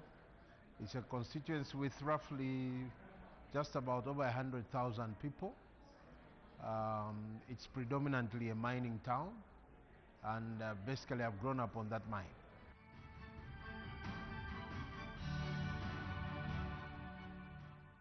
Well, Chililabombwe, our development agenda first and foremost is to bring the town back, because I think that Chililabombwe has suffered setbacks because of the depressed mining sector, because the town, like I said, is predominantly mining, because the mining sector at some point became depressed and most developmental programs went to sleep. So our focus now is to try and revive various sectors of the local economy.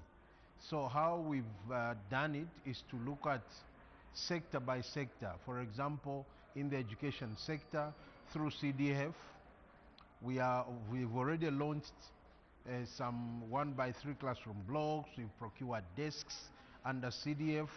Because of the free education policy that the New Dawn government has embarked on, we have seen a spike in the number of school-going children. Some schools' numbers have doubled, and as such, we have embarked on a program to make sure that we answer to the deficit in terms of the school desks. So in the first year that I was MP, we procured about 1,500 desks. This year alone, we are going to procure 2,000 desks. We are also doing various 1x3 classroom blocks. We are doing one at Kakoso Primary. We are doing one in Kasumbalesa. We are also, renovating some other classroom blocks, like the one that we did at Kamenza Primary School. So basically, in terms of education, that's what we are doing. In terms of health, Chililabombwe hasn't had a district hospital for a long time. So we want to make sure that the district hospital is completed, which we have done. I think we are at 99% complete now. In terms of phase 1, it is going into phase 2, so that we do the wards, because through CDF and through the emphasis of His Excellency the President that every hospital must have, or every medical facility must have a maternity wing and also water facilities. So we have embarked also on second phase of the district hospital, which we will do immediately. We launch phase 1 of the hospital, which is, as I said, 99% done. We also want to work on the sports infrastructure, which we have already begun. In fact, one of the things that we did was to revive the amateur league for the young people, because we believe that sport is no longer just for recreational facilities. Sport now can be used as a way to create employment for our people. And as such, we want to revive various sports disciplines. We also have embarked on what we have called the Kabuswe Book Distribution Initiative, where we are distributing books into various, schools, targeting the vulnerables, those that cannot afford to buy books. So that we are doing. This year alone, we have distributed almost 18,000 books to various, schools. Apart from that, in terms of infrastructure, we are doing one of the biggest problematic drainages in a ward called Yotamlea ward. That drainage has been so problematic, and we want to resolve it. It's a project that is going to cost us almost 1.2 million kwacha from CDF funds. We are also doing a road that goes to Lubansa. That road is critical because it is passing right through a dambo where, because it's waterlogged, it used to cut out certain parts of the wards and kids couldn't go to school. So that road, we are also doing it. At the same time, we are doing a clinic in a place called Matthew Nkoloma ward, which borders also James Peary ward. That clinic facility is also important. We are doing that as well under the CDF project. One of the biggest projects that is being done in our constituency through our serious lobbying with the government, with the president and with the government, is the Chingola Kasumbalesa road. Very important and critical road. It's a very economic road that passes from Solwezi turnoff right through Chililabombwe to Kasumbalesa border. We are making that road bigger, and we want to make sure that the flow of traffic is actually enhanced, and that will increase economic activities around those areas. After the road is done, we want to make sure that we also modernize the market in Kasumbalesa, because for us Kasumbalesa is another mine in terms of economic activities. So basically, those are some of the things that we are doing in the constituency to make sure that Chililabombwe is revived. I should also not forget to mention that through the same program of doing the main road into Kasumbalesa, we are lobbying government that through the same contractor we can now do some of the township roads, which I must say are in a deplorable state, and they are critical actually to the economic development of Chililabombwe as a constituency.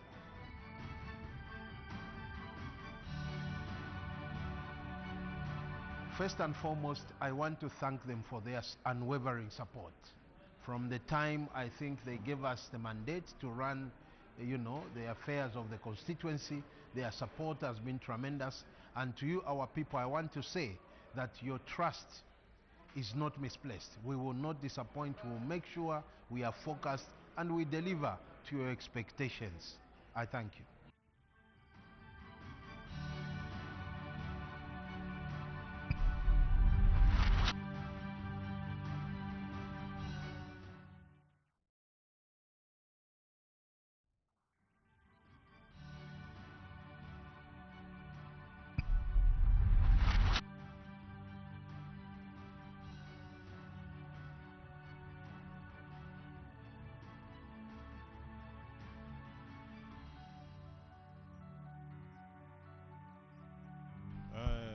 My full names are Musumali Vumango Pasco.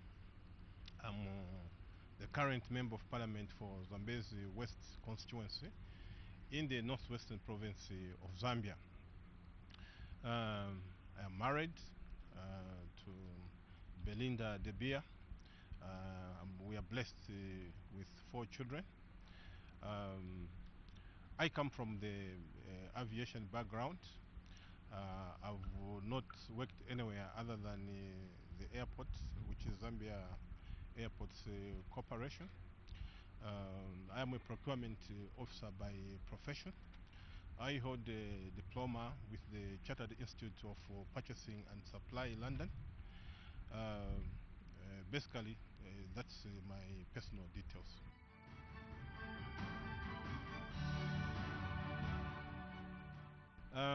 As you may be aware, Zambezi West is a rural constituency. It's a very vast constituency which has not seen any development since independence. But I'm glad to inform you that with the coming to power of the new Dawn government, we have lined up developmental projects like bridges, acro bridges, which are permanent bridges, which are going to be constructed by the Zambia Army. We have laid up projects like schools and clinics infrastructure, which are absent, and where they exist, they are really dilapidated. We have laid up projects with the farmers in the constituency. For your own information, we have bought tractors from the CDF allocation to assist our farmers in cultivation so as to attain food security, not only in the constituency, but the country as a whole. Our main focus is on rice growing or cultivation. As you may be aware also, we have a very short working window in my constituency, as most of the period is waterlogged, which is an ideal situation or climate for rice growing. We have 5 months of a dry spell and 7 months of wet spell, meaning we'll be able to grow rice twice in a year. You know, rice is a weed crop, it's a grass crop, which can do well in the grasslands of Zambezi West. And my government and I would like to help our people in this aspect. The other challenge also that we have is staff in terms of agriculture extension officers, which, as you may be aware, in this year's budget, there has been an allocation to recruit more agriculture extension officers, which will be domiciled in the respective communities, so that we bring this service, the extension service, closer to the people. The other thing that I would like to talk about is the employment of teachers and health workers. We have got a big challenge in terms of accommodation and the dilapidated infrastructure in terms of schools and the clinics themselves, of which we are also lined up resources, and in view of the increment also in the CDF, we are going to work around the clock with the robustness so that we build these infrastructures to enable our teachers and health workers have an enabling working environment in our constituents.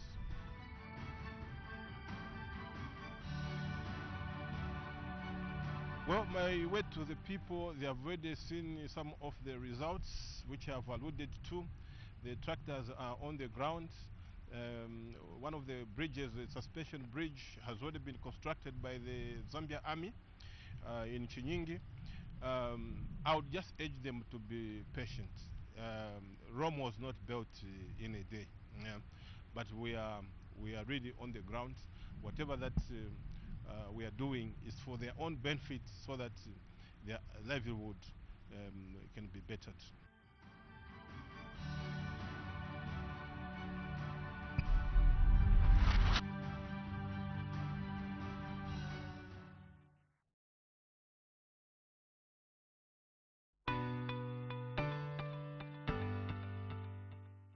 You can now advertise on Parliament Television and Parliament Radio.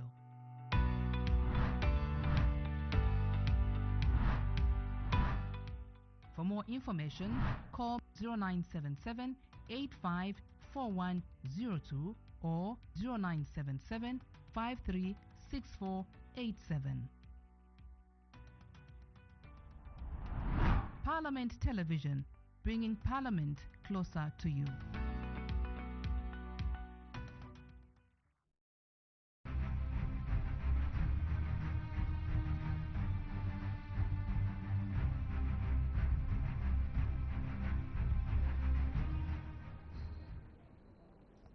Good morning. Thank you so much for still being with us on Parliament Television.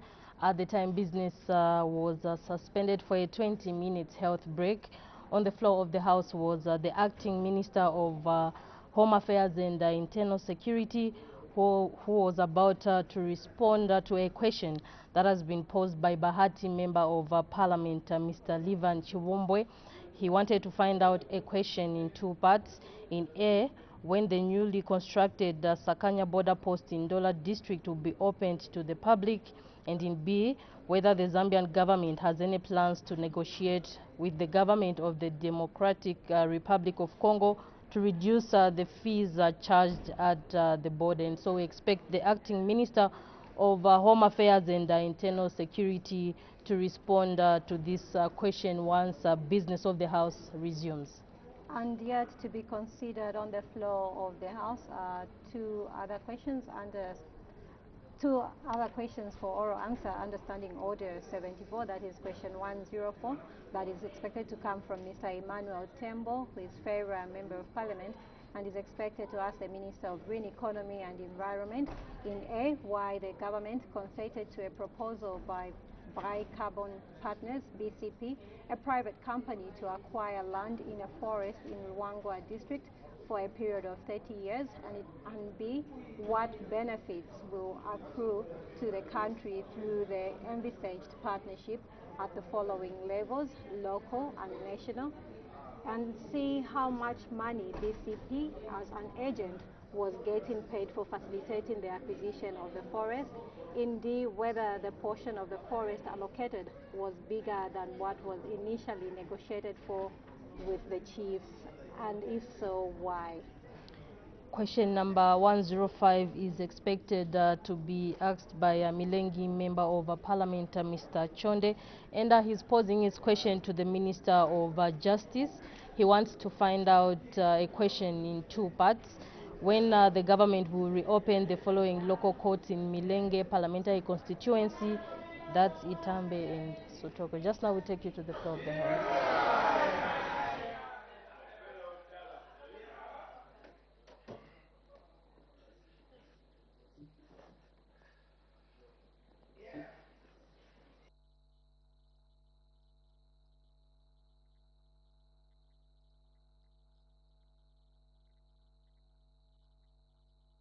For still being with us on Parliament Television.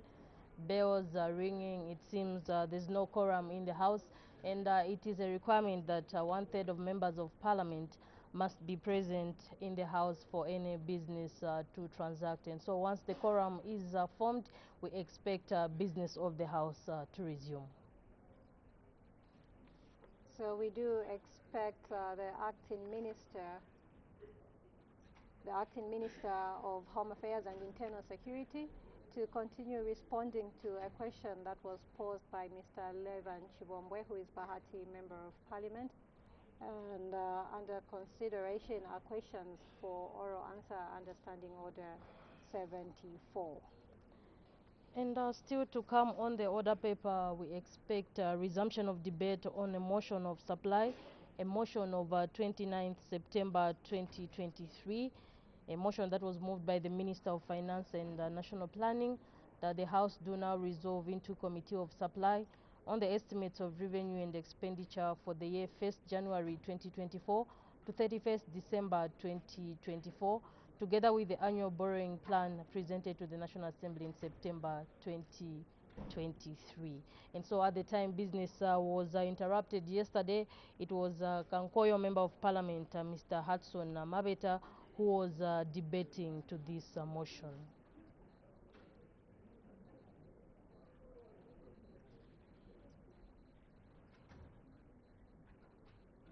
Bells are still ringing. It is a requirement that 1/3 of members of parliament need to be present for any business to be transacted on the floor. And so bells are still ringing. Once a quorum is formed, business of the House will resume. On the order paper, we still have 2 more questions that are expected to be considered. We expect Milengi, Member of Parliament, Mr. Chonde, to ask the Minister of Justice a question in 2 parts. When the government will reopen the following local courts in Milengi parliamentary constituency, that's Itemba, Sokontwe, and in the B part, in B, he wants to find out why the courts were closed. And just now, we take you to the floor of the House.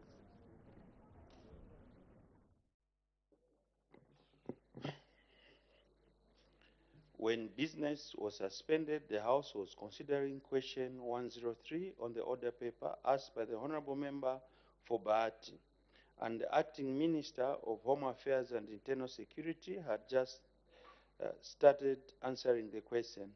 May the Honorable Minister continue? Mr. Speaker, I was in the process of answering the question by the Honorable Member of Parliament for Bahati, Mr. Chiwombwe, who is asking the Minister of Home Affairs and Internal Security a question at A, when the newly constructed Sakanya border post will be open to the public, and at B, whether the government has plans to negotiate with the government of the Democratic Republic of Congo to reduce the border fees charged at this border. Before I answer this question, Mr. Speaker, allow me to send my hearty congratulations to the lady, Madam Speaker, Nelly Motif, for her prestigious award of winning the Commonwealth Parliamentarian of the Year 2023. In the same breath, Mr. Speaker, allow me to congratulate my party, the United Party for National Development, for collecting the Upangoma ward election in Biua and the one in Ngabwe. Those 2 wins, Mr. Speaker, are a confirmation that UPND still enjoys support from the people of this country. Mr. Speaker, the Sakanya border post is already operational and open to the public. And the question at B, the government reduced fees for all visas by 50% effective January 2023. The Zambian government will continue engaging the sister country, the Democratic Republic of Congo, on matters relating to border fees which affect the 2 countries. Thank you, Mr. Speaker. The Honorable Member for Bahati. Thank you so much, Mr. Speaker. Mr. Speaker, I asked this question. Let me just give the background to my question. Mr. Speaker, there is a portion on the Pedicle Road from Chembe, which is about 5 kilometers going towards Mukambo, which gets extremely bad in the rain season. Then there is another portion, Mr. Speaker, from Mukambo into Mufurira, which is about 30 kilometers, which gets almost impassable during the rain season, especially towards the end of January.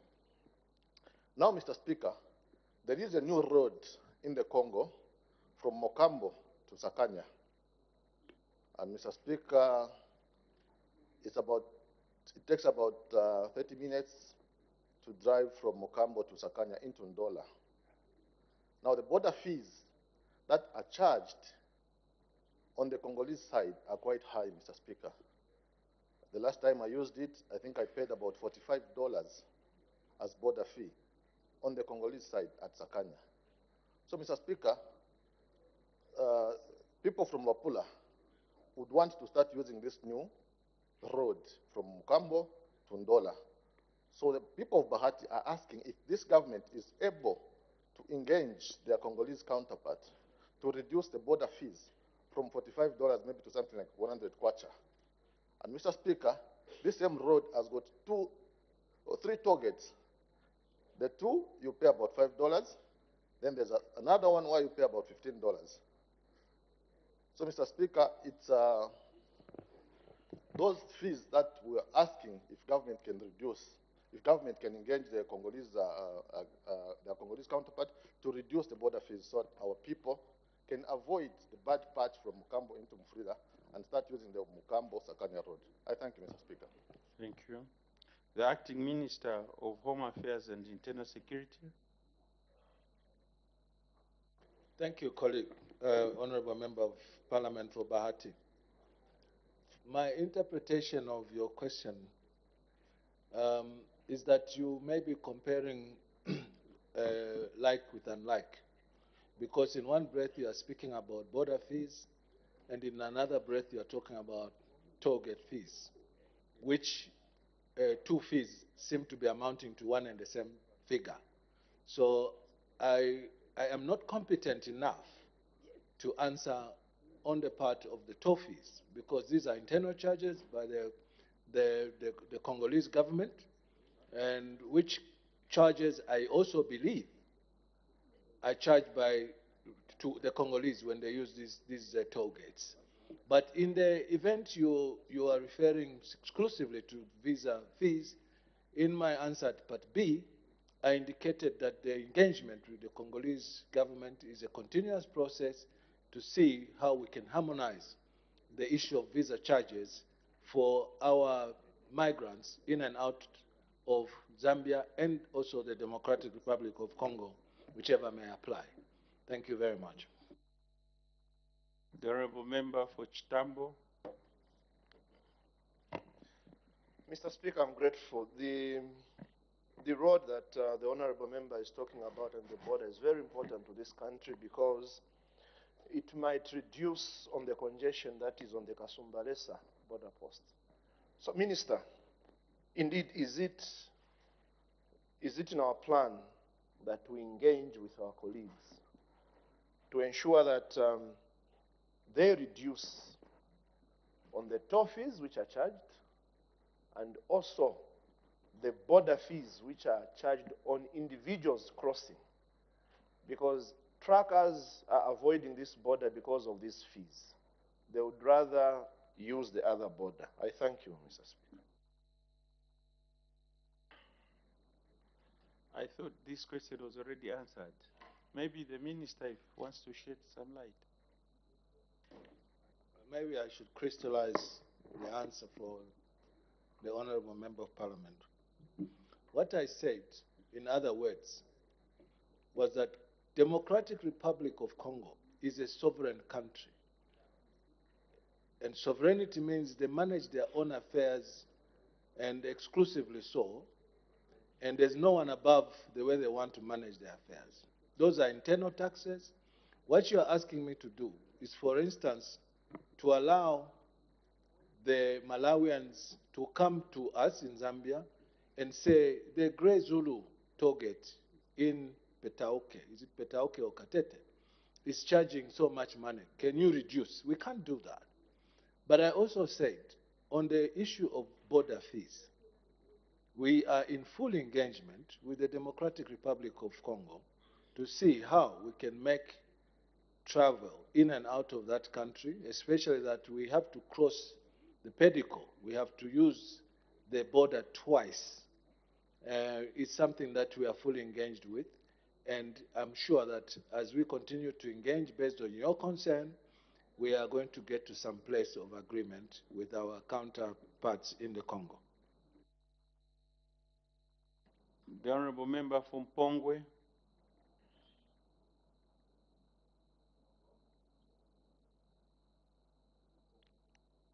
You indicated? I have not indicated. The Honorable Member for Shuangando. Thank you, Mr. Speaker.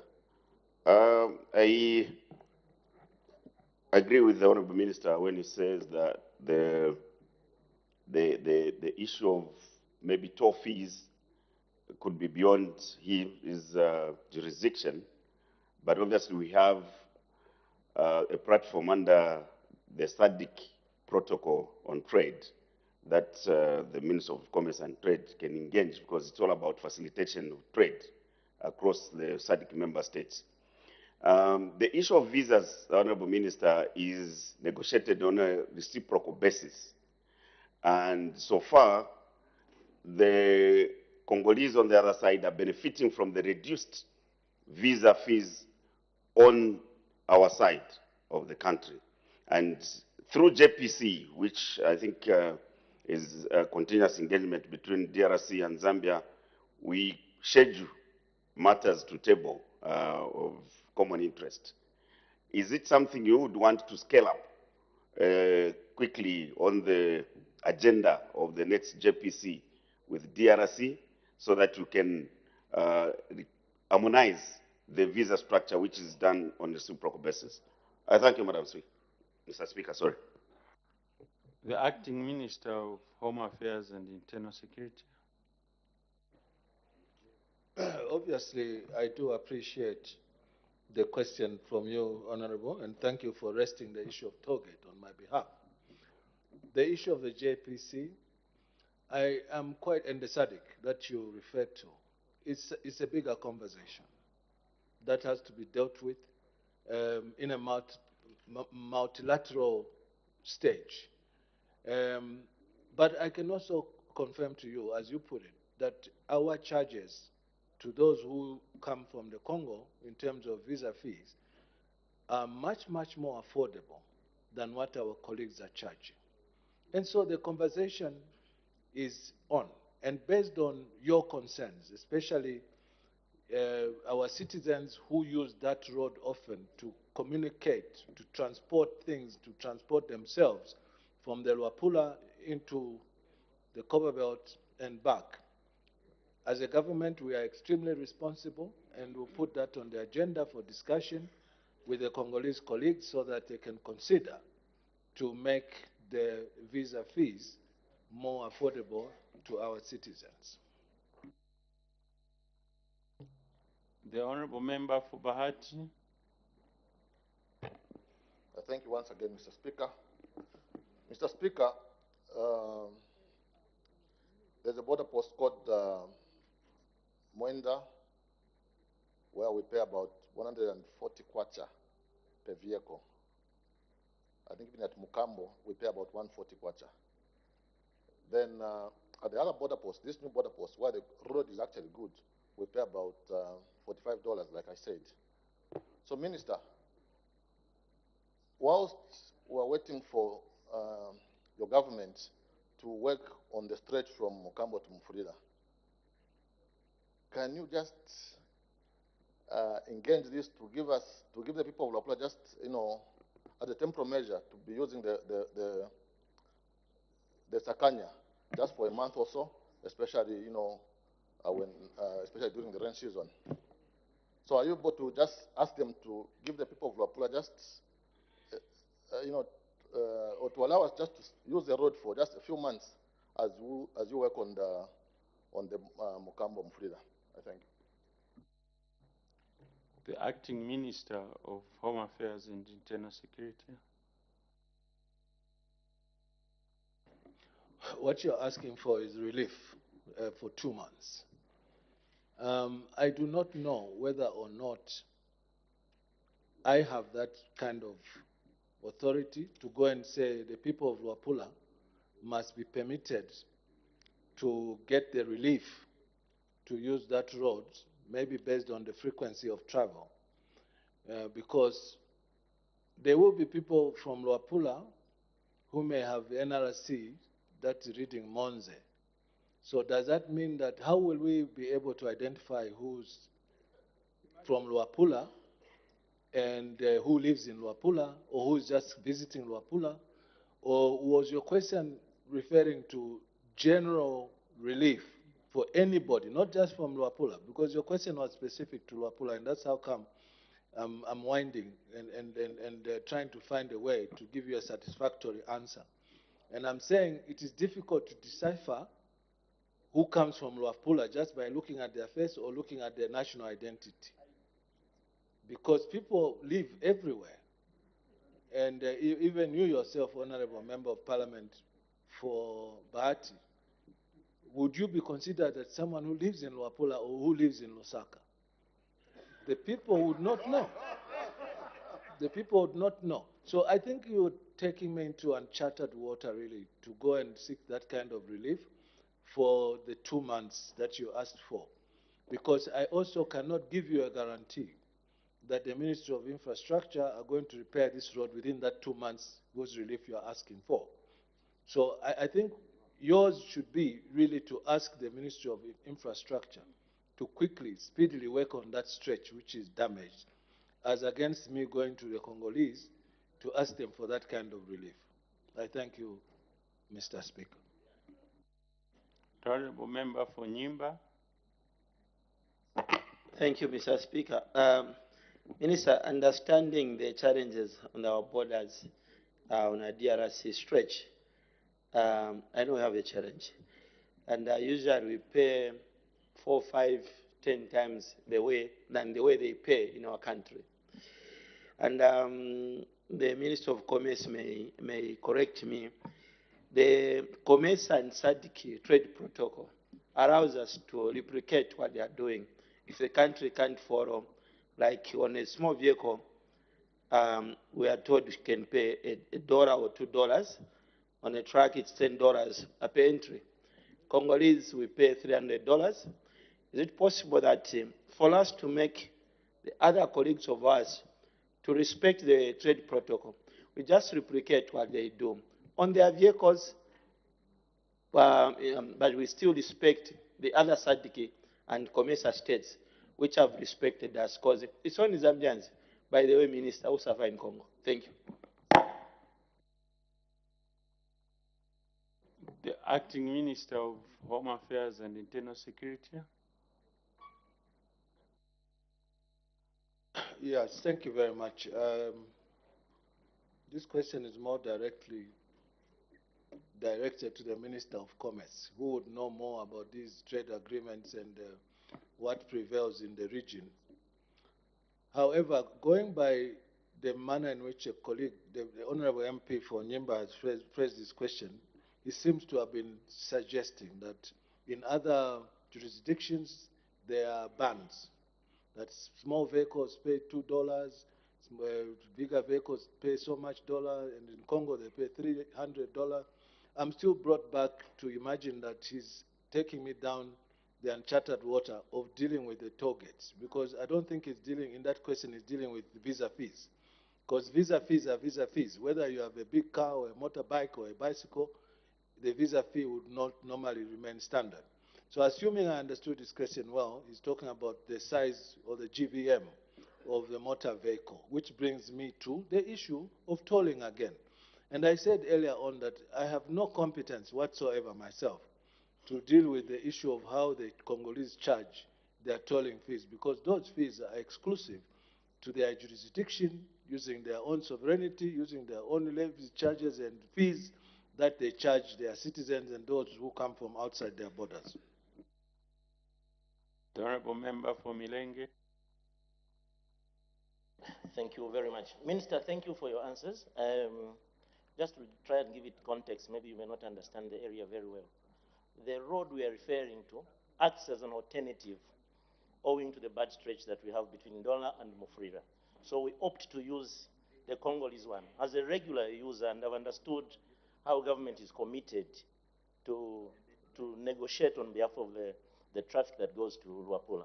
How long will this, do you have indicative timelines to these negotiations? Thank you. The Acting Minister of Home Affairs and Internal Security. Thank you very much, Honorable Member of Parliament for Milenge, for that question again. I could not claim not to understand that area because I do. As a matter of fact, I'm going there in the next 2 days. The issue at hand is the dilapidated road, the traditional road that we have always used on the Zambian side, and we are looking for relief by using the road that the counterparts in the Congo have done. Sir, I want to put this on record now to you today. This government is a very serious government. And I'll take you to the other stretch which was problematic. That saw traffic from Kasumbalesa almost up to Kitwe and near Chambeshi as a result of, one, the challenges of the processes at the border, and two, the bad road.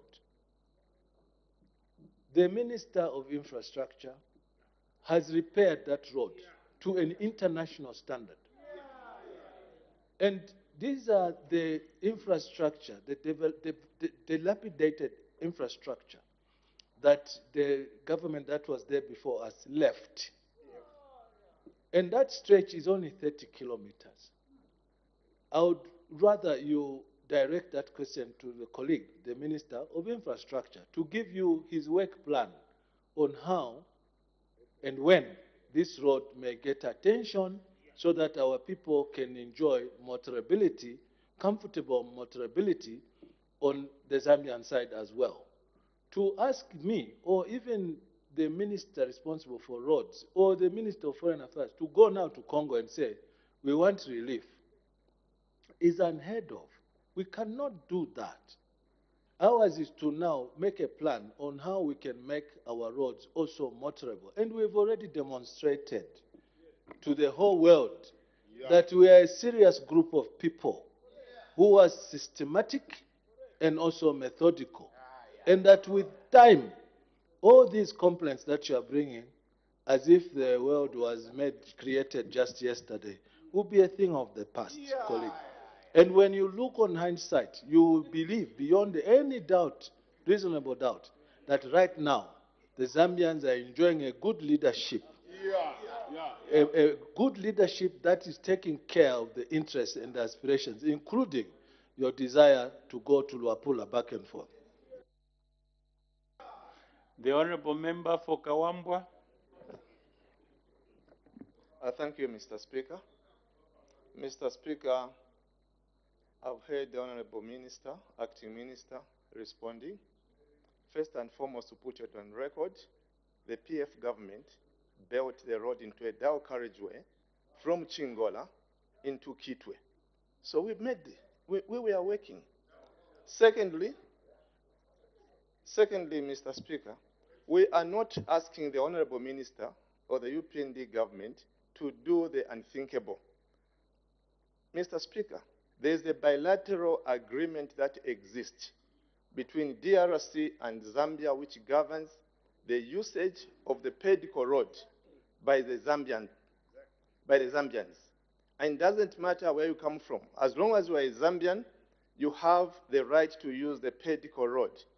And what governs that particular bilateral agreement is that you exit or enter through Mwenda or Chembe and come and enter or exit through Mokambo. So what we are asking, what they can do, our colleagues in government, is that all they have to do is make a request to say this particular agreement which exists, is it possible to make an amendment to it so that those coming out of Ndola or into Ndola can use the new border facility which my colleague is talking about? Is it possible to make a variation? And we don't have to politic about these things all the time. We just to concentrate and focus on fixing the country. Mr. Speaker, I thank you. Thank you. The Acting Minister of Home Affairs and Internal Security. I'm a politician, and I have no regret about being political, because I came to this house via a political vehicle. Mr. Speaker, I do not recall any question that has been asked about who did the Ndola, Chingola, Kitwe, Chingola dual carriageway. So that information the MP is giving as a preamble to his question is information access to our requirement.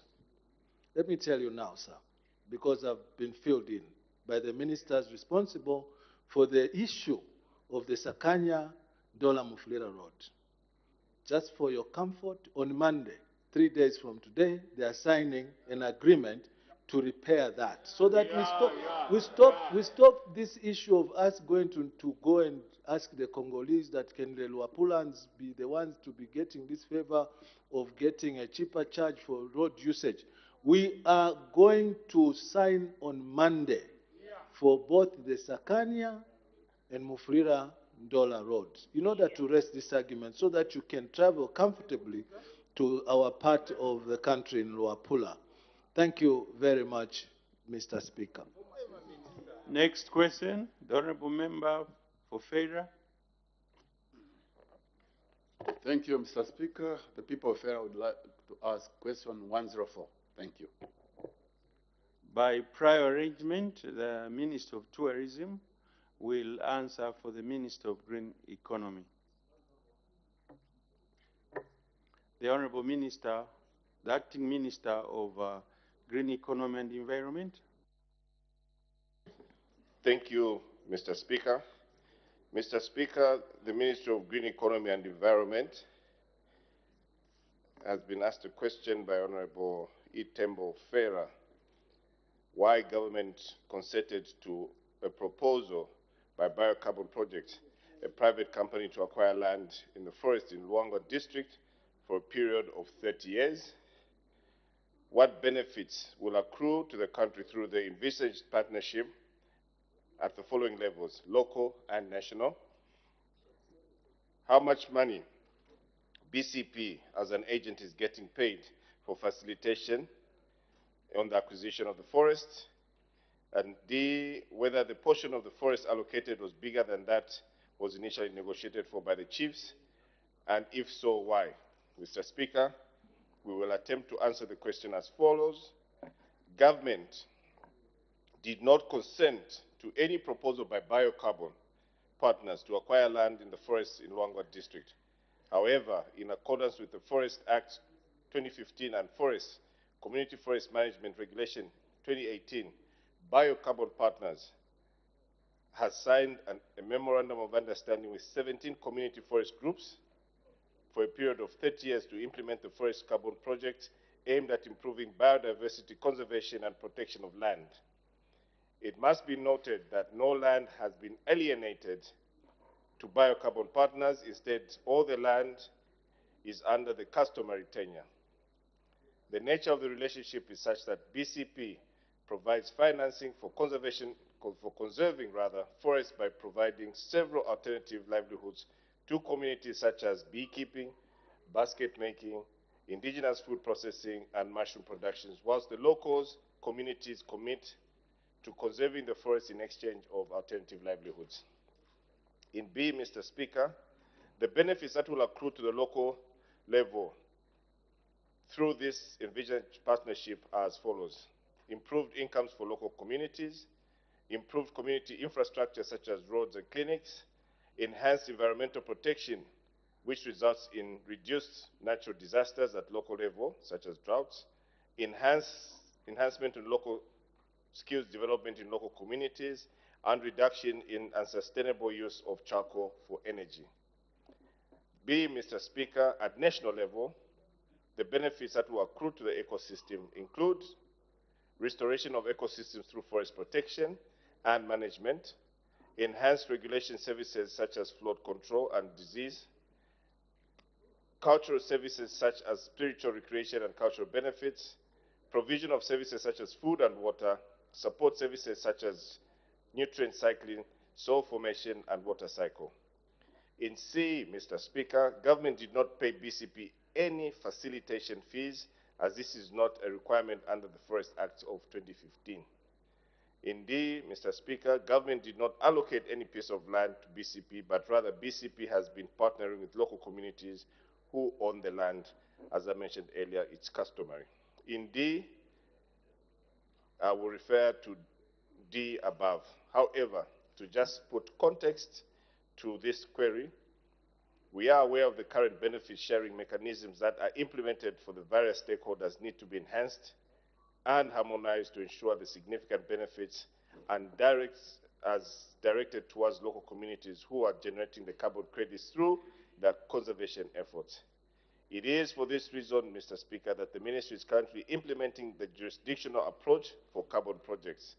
Under the jurisdictional approach, all carbon trading projects being implemented in the province are harmonized and subjected to the benefit sharing plan. Government is aware that the biggest challenge in carbon trading has been lack of transparency on benefit sharing mechanisms for any carbon project. To remedy this, the ministry, with extensive stakeholder consultation, has come up with a benefit sharing plan through the transparent participatory process. And the plan, Mr. Speaker, is as follows. 15% will go to government and the project implementation unit, the PIU. 30% will go to the investor. In this case, we're talking about the likes of BCP.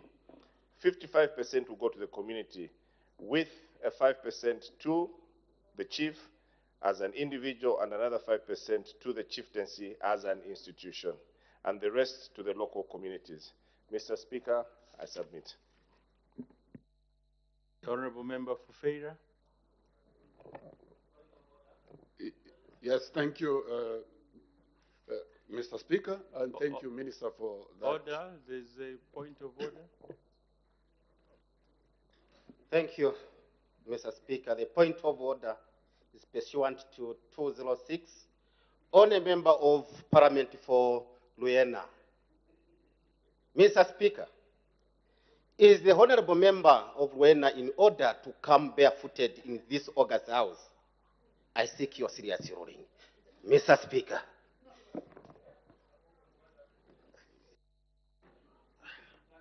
From here, I can't see whether he's bare or not.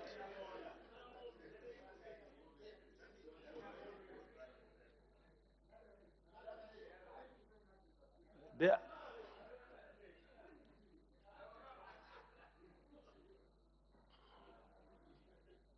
May the honorable member go outside to dress properly.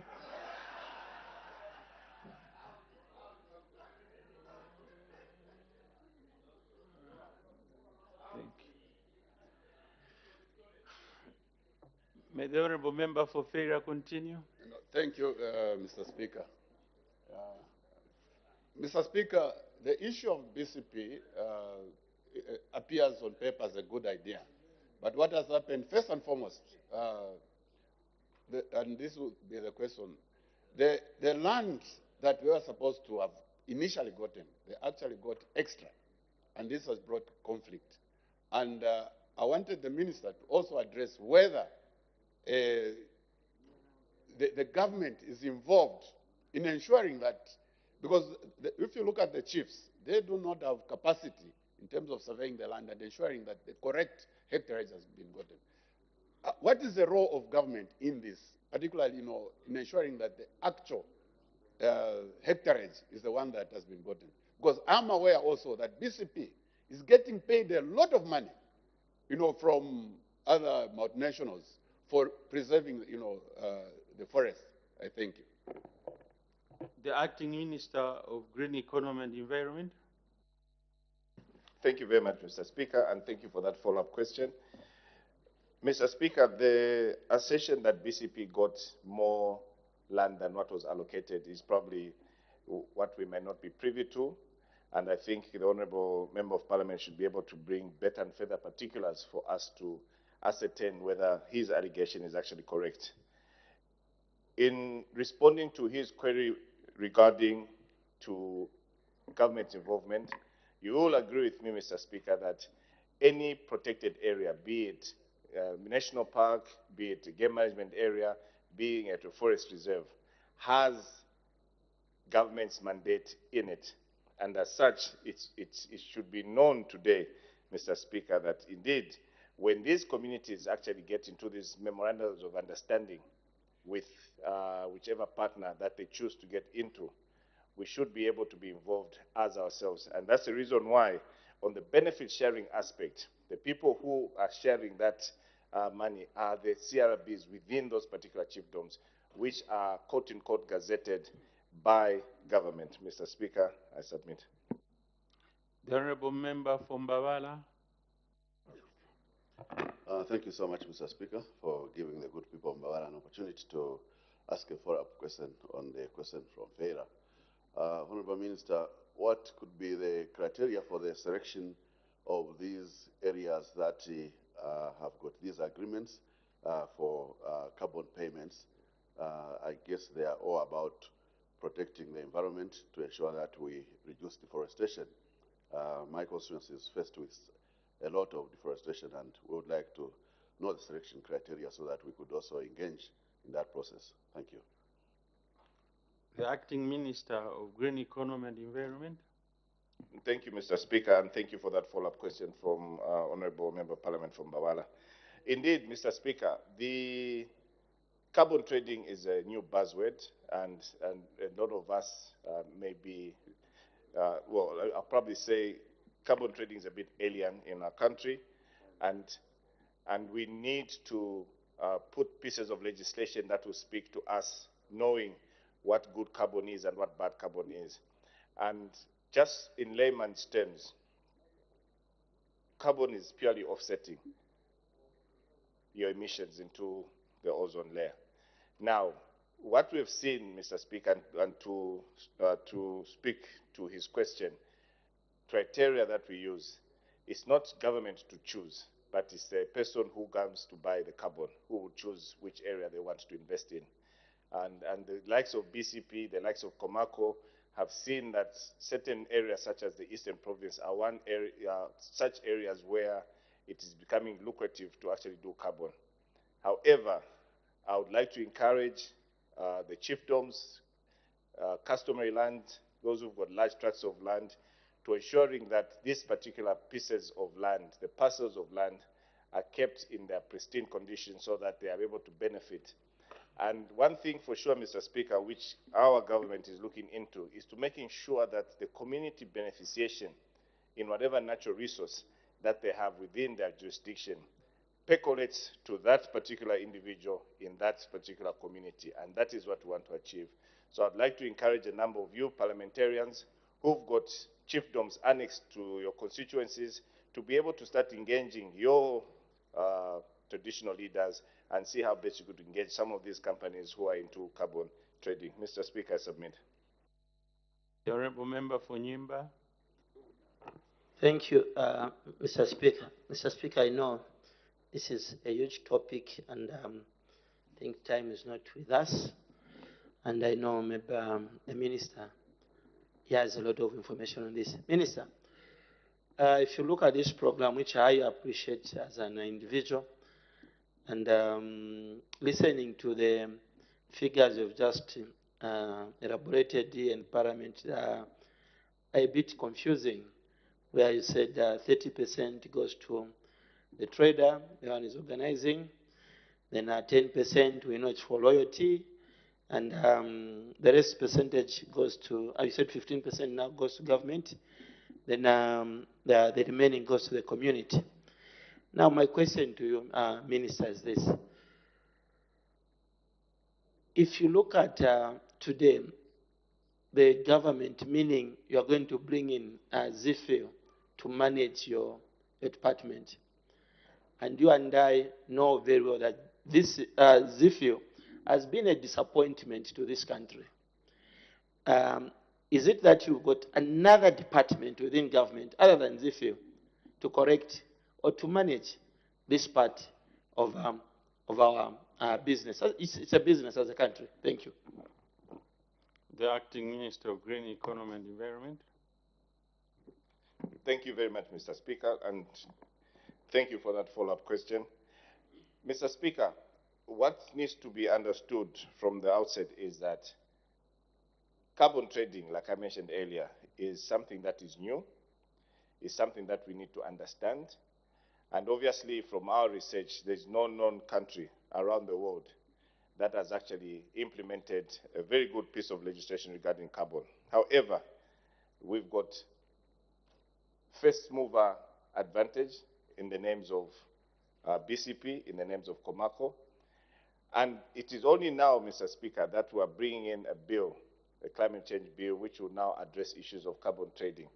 Now, the issues of community beneficiation, the numbers I mentioned, 15%, 30%, 10%, 55%, and the remainder going to the communities, are numbers which were agreed upon by various stakeholders. This is the investor himself, the traditional leader, the community resource boards, together with government annexed to it, to understand exactly how they're going to be. There was a back and forth, obviously, I must make mention, Mr. Speaker, and we have agreed to this particular benefit sharing. Now, we are working tirelessly as government to ensuring that this particular piece of legislation comes to this particular House, and I would like to take this opportunity, Mr. Speaker, that when that climate change bill comes to the floor of this House, both members on the right as well as on the left should be able to support it so that we get the real benefit of the natural endowments that we have in our country in the name of forests. Mr. Speaker, I submit. The Honourable Member for Feira. Thank you, Mr. Speaker. Mr. Speaker, there's a question that the Minister probably it was not understood the way I wanted us. There was an issue of the fee that BCP gets paid, because this trade in carbon, the carbon trade is between, well, BCP stands between the community, who is giving away the forest for 30 years, and the multinationals in the developed world, who pay them. But then a portion is what comes into the community. Like in Fera, they've done 1 or 2 boreholes, which I think we are not getting value for our forests. So the question was, or maybe I'll just change it to say, is government aware of how much BCP is getting by virtue of getting hold of our forests for 30 years from those multinationals that emit carbon, and they use our forests to actually mitigate the effects of carbon in the ozone layer. I thank you. The Acting Minister of Green Economy and Environment. Thank you, Mr. Speaker, and thank you for that follow-up question. I'm actually taken aback at the fact that the Honourable Member of Parliament would like us to now go into someone's bedroom as regards to where they get their money from. This is purely a business transaction. And the business transaction that the likes of BCP and that of the community have is theirs. Where they fundraise the money from is probably not necessarily our jurisdiction to understand where they're getting the money from. However, if the Member of Parliament was listening to me very, very well and attentively, I did allude to the fact that as government, we are looking at putting pieces of legislation that will guide us to tell us what good carbon is and what bad carbon is. And, Mr. Speaker, I must make mention that these 30 years we're talking about, if a potential investor comes in to set up and buys carbon, for example, 100 hectares, that 100 hectares needs to be kept in its pristine condition for that duration of time, which is 30 years. Now, in the likely event that that chiefdom decides to get rid of some of those trees in there, then obviously we'll have a problem with the investor. Now, that is the reason why we are saying there has to be mitigation measures that will now speak to what good carbon is and what bad carbon is. So for us to actually go to the likes of BCP and ask them to say, where are you getting your money from? I think it would be very mischievous of government. But what is important for us is the discussions that will happen here. There's a willing buyer and a willing seller. What are we willing to get versus what we're going to give out to the investor? Mr. Speaker, I submit. Next question, the Honourable Member for Milenge. Thank you, Mr. Speaker. Question 105. The Honourable Minister of Justice.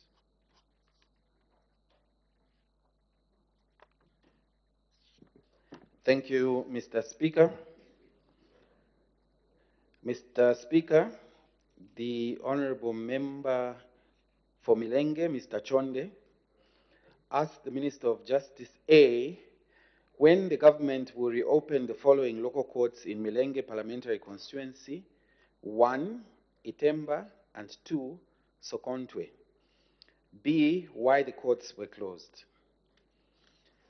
Mr. Speaker, in response, I wish to inform the House that A1, Itemba Local Court, also known as Milambo Local Court, is earmarked for reopening within this month of October 2023, and the judiciary has deployed new members of staff to the said local court. And 2, similarly, Sokontwe Local Court is earmarked for reopening in this month. The judiciary has since recruited members of staff to be deployed to the local court in this very month. And B, the local court was temporarily closed due to altercations between members of the community and members of staff stationed at the 2 local courts at the material time. The said differences resulted into physical confrontations, but have since been resolved. Mr. Speaker, I thank you.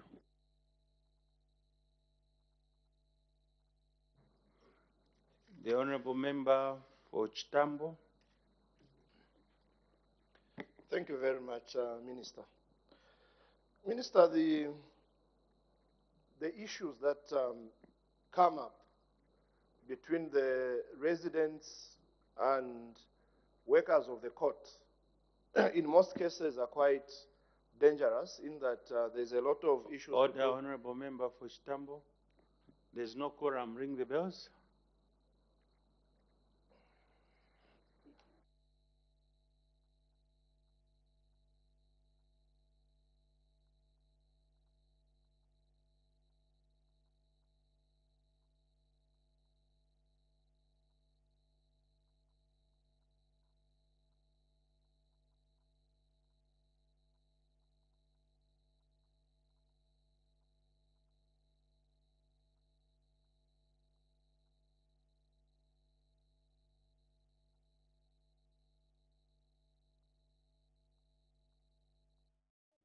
When government will reopen the following courts in Milenge Parliamentary Constituency, Itemba and Sonkotwe, and why the courts were closed. So bells are ringing. There seems to be no quorum in the House. It is a requirement that 1/3 of members of Parliament need to be present for business to be transacted on the floor of the House. And yet to be considered is the supply motion, a motion of 29th September 2023. This motion was moved by the Honorable Minister of Finance and National Planning, Honorable Dr. Stumbeko Nsokotwane, and we do expect Mr. Hetson Maveta, who is Kankoyo Member of Parliament, to continue with his debate once resumption of debate resumes on the supply motion.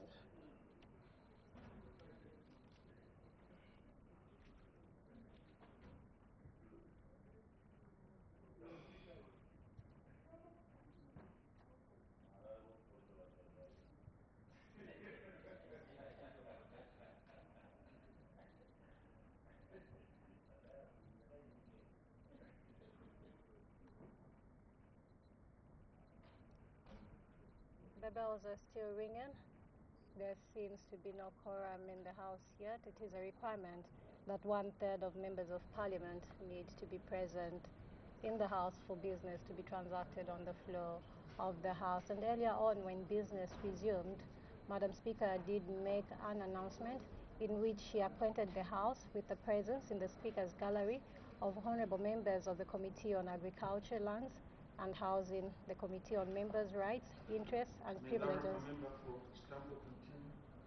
Thank you very much, Mr. Speaker. My question was in line with the differences that emerge between the community and officers of the court. My question to the minister is, what is his ministry doing, especially in rural areas, to ensure that people are educated about the importance of having officers of the court in their jurisdictions. Because it's not only in Sokoto, it's in many other areas where you find officers of the court run away from those areas because of the same differences that arise, especially when it comes to witchcraft and so on and so forth. I thank you, Mr. Speaker. The Minister of Justice. Thank you, Mr. Speaker. Thank you very much to the Honourable Member for that question.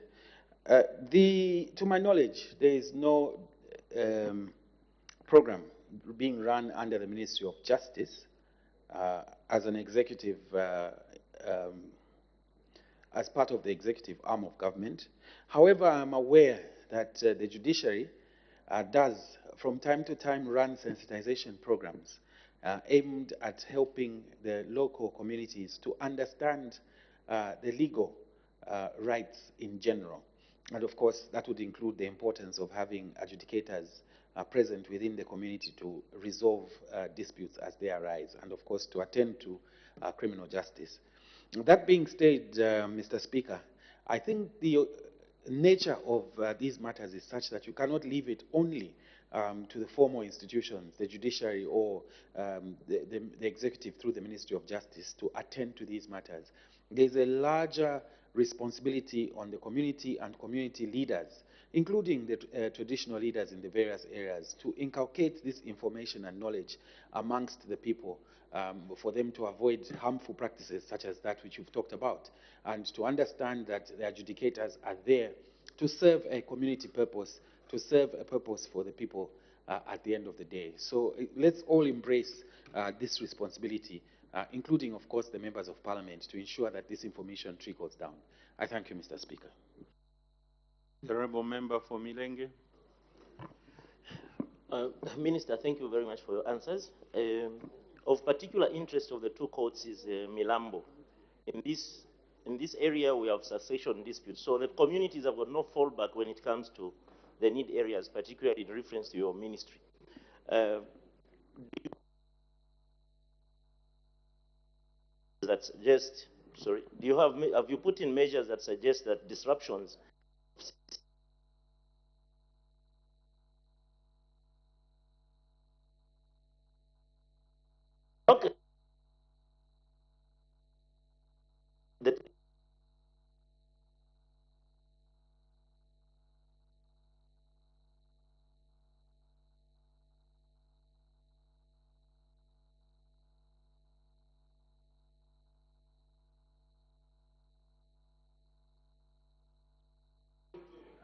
Order.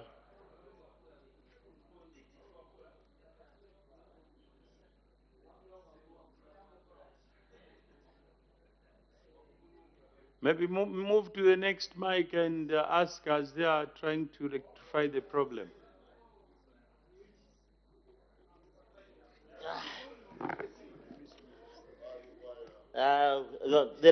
Minister, thank you very much for your responses and your proactive, the stance that you have taken to resolve the issue.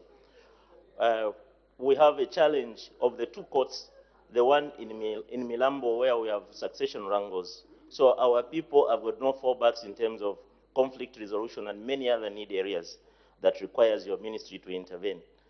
Have you put in measures to make sure that cases such as this one would be given quick response? I'm worried about the time it has taken.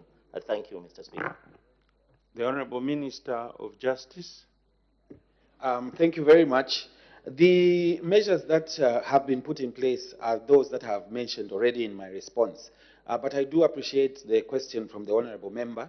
And perhaps from a broader policy perspective, the government has been on record at the highest level as pronouncing a policy to the effect that succession wrangles should not actually be the subject of court proceedings.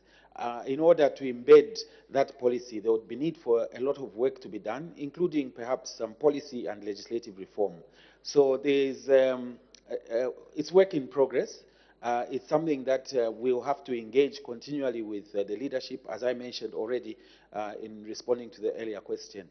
And I think the members of parliament will play a crucial role in how this policy position would be rolled out to the various districts, because we know that each area is unique in the manner in which the traditional customs are handled. So we will be knocking on your door in due course to find this framework and mechanism that will assist at least for those wrangles to be dealt with at the level of the traditional leaders and the community itself, rather than involving court.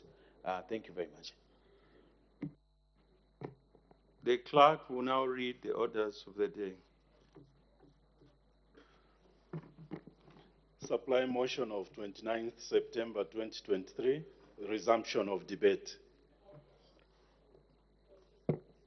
When business was interrupted yesterday, Thursday, 12th October 2023, the House was considering the motion moved by the Honorable Minister of Finance and National Planning that the House now do resolve into Committee of Supply on the estimates of revenue and expenditure for the year 1st January 2024 to 31st December 2024, together with the annual borrowing plan presented to the National Assembly in September 2023, and the Honorable Member for Kankoyo was debating.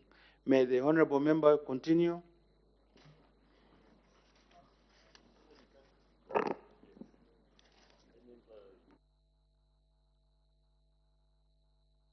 No, I thank you very much, Madam, Mr. Speaker. Mr. Speaker, like I had started yesterday, in my own understanding, I basically understand the budget as an expression of intention. So when the Minister of Finance came to this House to give us this budget speech, she was just trying to express the intention the government intends to do in the year to come to 2024. So I would draw much of my debate from what the Minister put on the floor, so that the people who are listening to me outside there can be able to understand. So, Mr. Speaker, the government is intending to, the government's intention in 2024 basically is to unlock the economical potentials. In order to achieve this, what is the government really trying to do, and what are they proposing? So for us to understand where we are coming from, Mr. Speaker, to understand where we are going, it's always important to know where we are coming from. Because if we don't know where we're coming from, it's very difficult to know whether where we're going, there will be change in our lives. So I want to draw much of my comparison between what the Minister is proposing to achieve in 2024 to what was proposed in 2020. Because this 2020 was the last year when we had our friends in the PF who had an opportunity to change the lives of the people and what they were proposing. So, Mr. Speaker, in order to unlock the economic potentials in 2024, the Minister of Finance has proposed to spend 177.9 billion compared to what in 2020, what the Minister of Finance then had proposed. In 2020, the Minister of Finance has proposed to spend 106 billion, while the Minister of Finance is proposing to spend 177 billion. So obviously, this increase of 71 billion, a lot of people have tried to ask where the Minister is going to find the money to spend so that we can achieve what we intend to do to unlock the economical potentials. I want to look at some sources of revenue which have been proposed by the Minister of Finance to find this gap. The Minister of Finance, Mr. Speaker, has proposed that we increase our domestic revenue from 75.3 billion in 2020 to 144.5 billion in 2024. So obviously this is a huge increase, which most people would want to know how the Minister is going to close up this gap. In order to correct this, to increase this revenue, the Minister of Finance is proposing to increase tax revenue from 53 billion in 2020 to 114 billion in 2024. To also increase income tax base from 25 billion in 2020 to 61 billion in 2024. Also increase the income we're going to correct from company tax from 7 billion, only 7 billion in 2020 to 25 billion in 2026. Mr. Speaker, obviously, in order to continue increasing our domestic revenue collection, the Minister is also proposing to increase collection of pay as you earn from 12 billion in 2020 to 23 billion in 2024. Increase collection on VAT from 18 billion in 2020 to 36 billion in 2024. Increase collection on custom and excise duty from 9 billion in 2020 to 16 billion in 2024. Increase collection on non-tax revenue, such as mineral royalty, I'm sure I've heard a lot of debaters. I've heard a lot of debaters here trying to mislead the Zambian people that mineral royalty was scrapped, so there won't be any money coming from mineral royalties. But the minister here is proposing to increase mineral royalties correction from 4.8 in 2020 to 10 billion in 2024. So if mineral royalty was scrapped, where is the minister going to find this 10 billion, which has proposed to spend to correct in 2024? Mr. Speaker, the government is also proposing to increase our grant collection. Now that this government is credible, we have seen there's come a lot of credit partners on our board who want to give us a bit of resources. So the minister is proposing that we should be able to collect 3.4 billion in 2024 from our corporate partners, when in 2020, the government then was not credible and they collected nothing. Mr. Speaker, in order to expand our economic potentials, the minister is proposing that we increase spending on, debt from 12 billion to 32 billion. The domestic debt. I'm sure most of our friends there who had done business in the previous government, they owed a lot of money. So most of them have been crying why the government is not paying them. So the minister is proposing that we increase the money we're going to spend on domestic debt from 12 billion in 2020 to 32 billion in 2024. So obviously this is going to unlock a lot of potential in our suppliers and medium and small scale entrepreneurs who are struggling financially because they're being owed a lot of money. So when the government is proposing to increase this expenditure, obviously it's unlocking the economic potential in our supply chains who are struggling because there's no money in the economy. Number two, to reduce spending on external debt from 21 billion in 2020 to 6 billion. This is obviously coming as a result of the debt restructuring program, which has put a lot of money available to be spent internally. So instead of spending a lot of money to give out our creditors, the government is reducing the amount of money they're going to spend to pay out our external creditors. Increasing spending on agriculture, fisheries, livestock from zero in 2020 to 13.8 billion in 2024. So this 13 billion being put in this sector, obvious, is going there to unlock the sleeping giant we've had. For a long time, there have been very little money being given this sector, but the Minister of Finance is proposing that come 2024, this sector should be given 13.8 billion. Increase expenditure on FISIP from 1.1 billion in 2020 to 8.5 billion in 2024. Obviously, this is a way of unlocking the sleeping giant in supporting our small and our small farmers. Despite the problems we're having in the current mini meal shortages, the reason we're having high prices of mini meal, obvious, is because of low investment in this sector. 1 billion to support 1 million farmers has never been enough. So the Minister of Finance is proposing to increase investment in the physical fertilizer supply chain from 1 billion in 2020 to 8.5. And I'm very sure these measures being taken are taking this country forward. Order. Your time is up. The Honorable Member for Mansa Central.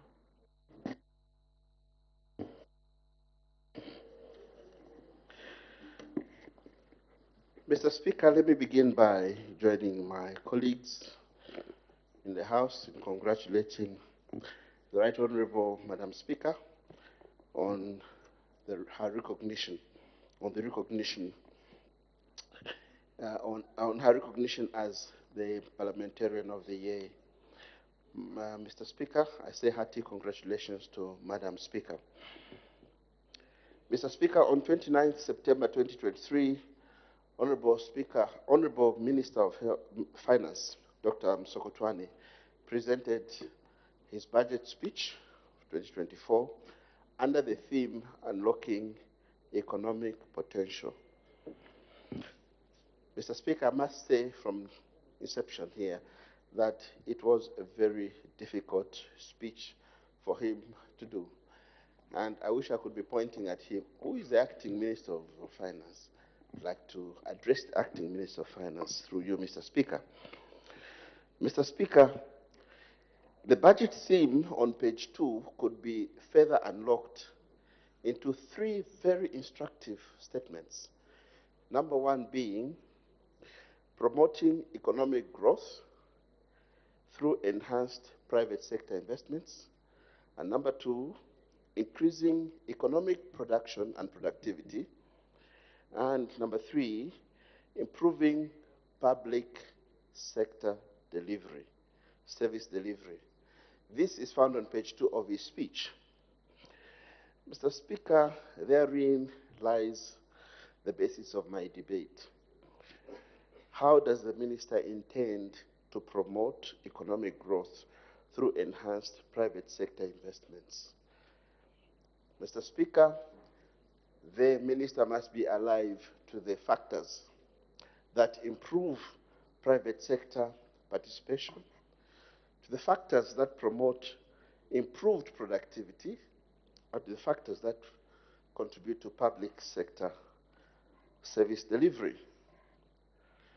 Mr. Speaker, even before I delve into those details, I'll be quick to mention that the minister quickly follows his presentation with a statement to project economic growth at 4.8%. And this is against the background of the performance of 2.7% against the backdrop of 5.2% in the previous year. The question immediately is, what gives the minister the confidence that this projection is smart, it is realistic and attainable, when he has referred to matters that still are not yet abating, the Russian-Ukraine war, and monetary policies in advanced economies, and climate change? Mr. Speaker, I would urge the minister to review his projections so that we are truthful to the Zambian people. If we intend to promote economic growth through enhanced private sector investments, we must stimulate the private sector to invest. Mr. Speaker, how do we do this if the price of fuel changes every month? Mr. Speaker, fuel or energy is an important cost center in our planning. And if you can't project what that cost will be 6 months from today, then the planning by the private sector will be difficult. And that does not promote economic growth through private sector investment. Mr. Speaker, if we are to improve economic productivity, we must address the factors that promote productivity, and the cost of fuel in the country is excessive. My expectation was for the minister to present some ingenious, transformational, and visionary input into addressing the economy to ensure that those factors of development, of economic productivity, were addressed. I didn't hear that, Mr. Speaker. Addressing the issue of improving public sector service delivery, Mr. Speaker, the ZPPA Act allows the people to do procurement for 8 months in a 12-month cycle. Mr. Speaker, one wonders, how would you deliver development if you procure? Gestational period for procurement of one product is 8 months. That is not attainable. Mr. Speaker, moving to tourism, the minister spoke about infrastructure development in the Northern Circuit. Mr. Speaker, that is very difficult if procurement will be that protracted. It is important that we look at Lumangwe Falls, Numbachushi, Mumbuluma, and ensure we ensure appropriate infrastructure to stimulate development there. Mr. Speaker, on mining, it's important to recognize that mining has been a significant contributor to the economic fortunes of this country. Pronouncements of enabling tax regime have come on the floor of this House year in, year out. But if the mines are to be a meaningful contributor and contribute to the impact on the social outlook of the country, government must facilitate efficient local participation. Mr. Speaker, I didn't see it in this budget.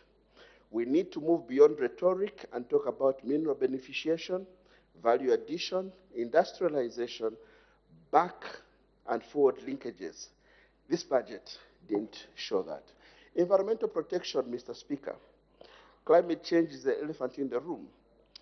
I have seen the minister has appropriated 1.5 million, is proposing 1.5 million towards environmental change. That's a joke. Mr. Speaker, resilience, adaptation, and mitigation programs should have been in that speech. There are places that are prone to floods. There are places that are prone to emergencies, public health emergencies, epidemics, and the budget should have been talking of resilience, adaptation, and mitigation programs. Mr. Speaker, as I conclude, let me talk about the health budget. Mr. Speaker, the minister spoke about proposing 20.9 billion kwacha to health. That's commendable. It moves to 11.8% of the budget. That is a step towards the Abuja declaration of 15%. However, the minister must respond to why the increase in the previous years to budgetary allocation to health, including the drug budget, has not translated into the availability of highly efficacious drugs on the shelves. All the members of parliament here, if they're honest, they'll tell you that general hospitals, specialist hospitals, still do not have drugs. Theaters are suffering. The CDH hospital is in a mess. The drug kits that arrived for 2 months and for 4 months that arrived later on, Mr. Speaker, will only last if, Mr. Speaker, there is consistency in the delivery. We need to ensure leadership is addressed, governance is addressed, not only just infrastructure and budgetary systems. Mr. Speaker, I thank you. The Honourable Member for Chitambo. Mr. Speaker, I'm very grateful to add a few words to this budget that was pronounced by the Minister of Finance in September this year. Mr. Speaker, I will focus my debate on page 2, paragraph 8, where the Minister is saying the focus of the 2024 budget is therefore to promote economic growth through enhanced private sector investment, increase production, and produce improved public service delivery. Mr. Speaker,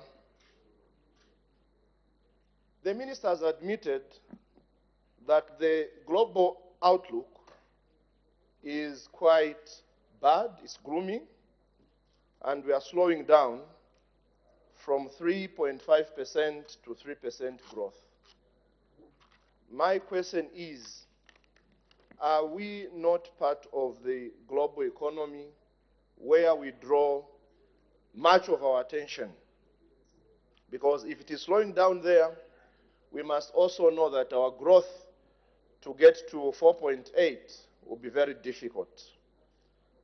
Mr. Speaker, in 2022, our budget grew from the 110 billion to 167 billion, which was a very good thing.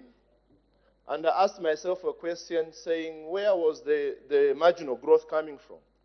I discovered that much of the money was going into CDF. And the intention was very good. And most members here, I'd like outside member of parliament from Ghana, was on the floor of the house here, applauding the government for increasing the money to that level. But Mr. Speaker, it is dawning slowly that the CDF has got a lot of leakages which must be sealed almost immediately. And I would cite one of these challenges when it comes to the ceremonial ceremony to officiate and hand over these projects. Mr. Speaker, many are the times that you'd find it is allocated to the provincial minister. And the provincial minister, the thing to be handed over here is a 1-by-3 classroom block. Will come with his entourage that includes the permanent secretary, the provincial government officer, district commissioner, and everyone in that line. And the money that shall be spent, Mr. Speaker, will be a colossal sum of 60,000 kwacha, and more or beyond. Mr. Speaker, not only do they just move alone, but everyone in the district now gets involved, starting from the office of the DEBs to... Is that part of the budget speech? Yes. The money. Mr. Speaker, CDF is part of the speech.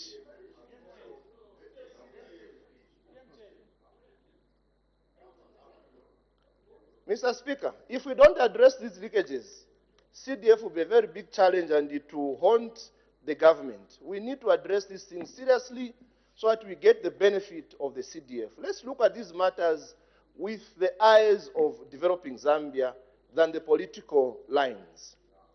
Mr. Speaker, I note that the minister wants to unlock the economic potential and try to empower the small entrepreneurs. Mr. Speaker, I have a challenge with this, where we are saying 144 billion will be locally mobilized, meaning that the crowding out effects will come into play, where borrowing is always guaranteed to government when it comes to local borrowing. Where will these entrepreneurs, Mr. Speaker, get the money if government will also be borrowing locally? It will be a very big problem for small entrepreneurs to manage their businesses. Mr. Speaker, if these small entrepreneurs are to do better, can we reduce the borrowing interest rates? You are going to discover that right now as we speak, because of the rise in inflation, the policy rate has been increased to 10%, meaning that the borrowing interest will rise, and no entrepreneur will go out there to borrow money, which is very expensive. Mr. Speaker, all in all I'm saying is that this budget will be a very difficult one and a challenging budget to manage. The minister needs to find other ways of resourcing. If we continue on the trajectory that the minister is looking at, it shall be a very big problem. Mr. Speaker, I come to pay as you earn. Pay as you earn has been adjusted upwards from 4,800 to 5,100. Mr. Speaker, I find it a very big challenge because if you look at the food basket today, it is pegged at 9,000 kwacha. And if you also look at the minimum wage, it is quite low. Minister of Labor, it is quite low. So why don't we get the pay as you earn to 10,000 kwacha, Mr. Speaker, so that the food basket and the pay as you earn threshold are balancing? Because if a person is getting 6,000 kwacha and you cut the pay as you earn from this money, where are we going with the hardships that we're having in the economy right now? I'm applauding the Minister of Finance to come back to the House, Mr. Speaker, and raise the threshold for pay as you earn to 10,000 kwacha. I thank you. The Honourable Member for Bwana Mkubwa.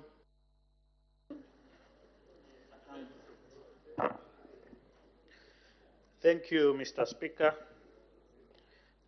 for allowing the people of Bwana Mkubwa to debate on the budget speech which was delivered by the Minister of Finance and National Planning on the 29th of September. Mr. Speaker, on the onset, I'll sector, my debate on agriculture. I'll look at mining, CDF, and then I'll look at the issues of debt and debt restructuring. Mr. Speaker, let me from the onset thank the Minister of Finance for this budget, because this is a private sector-based budget to ensure that we stimulate growth. And let me also make mention that agriculture being the mainstay to ensure that we have food security in the country. I've looked at what the proposals are there, Mr. Speaker. And Mr. Speaker, my comment goes straight to FISIP aspect, on which it was highlighted that government has made a saving of for the purchase of fertilizer from a staggering $1,200 per metric ton to $865. In my earlier, debate on the presidential speech, Mr. Speaker, I did mention that we can do much more and we can save much more money, and I made some calculations, because if you look at fertilizer procurement, in March, it's usually at $350 per ton. What we need to do, and I'm glad that the Public Procurement Act number 8 of 2020 is coming to Parliament for us to relook at it, because it's important for us to streamline the procurement process, especially of FISIP, to ensure that we propel agriculture to that, in that vein, and ensure that we mitigate costs in terms of procurement of the farming inputs to that effect. This is very, very important. If you look at our last budget, it was about 9.1 billion kwacha was allocated to a FISIP program. So this is progressive, but we can do much better to ensure that we save the much needed resources due to our fiscal space. Mr. Speaker, let me mention and also comment on issues of farming blocks. The Minister of Finance has highlighted that there will be construction of 300 kilometers of roads in Nansanga, Luena, and Shikabeta, construction of bridges, and also 200 kilometers of power line. That is commendable, because we need to ensure that we open the space which ensure that you culminate to food security, and also the growing of other agricultural products such as soybeans, which also ensure that we can have sufficient stock for livestock as well as for human consumption to that effect. That is commendable. Mr. Speaker, let me also comment on transport and logistics and look at the issue of PPP model of financing, which has been actualized to that effect. Mr. Speaker, the construction of Chingola Kasumbalesa, Lumwana Kambimba, Katete Chanida, Sakanya Mkambo road. This is very commendable, Mr. Speaker. But however, my take on this is that government should also ensure that we continue to actualize a 20% subcontracting to the locals to ensure that our local people can still benefit to some of these important projects which government is undertaking. So I do commend the New Dawn government, which has ensured that they've operationalized this PPP model to the effects that we've seen it now operating in this country. Mr. Speaker, let me proceed to comment on CDF. CDF, Mr. Speaker, is a life changer and a game changer. We've seen it in our communities. Bwana Mkubwa not left behind. Mr. Speaker, I've done over 4 1x3 classrooms from CDF. We've built some health posts. We've built police posts.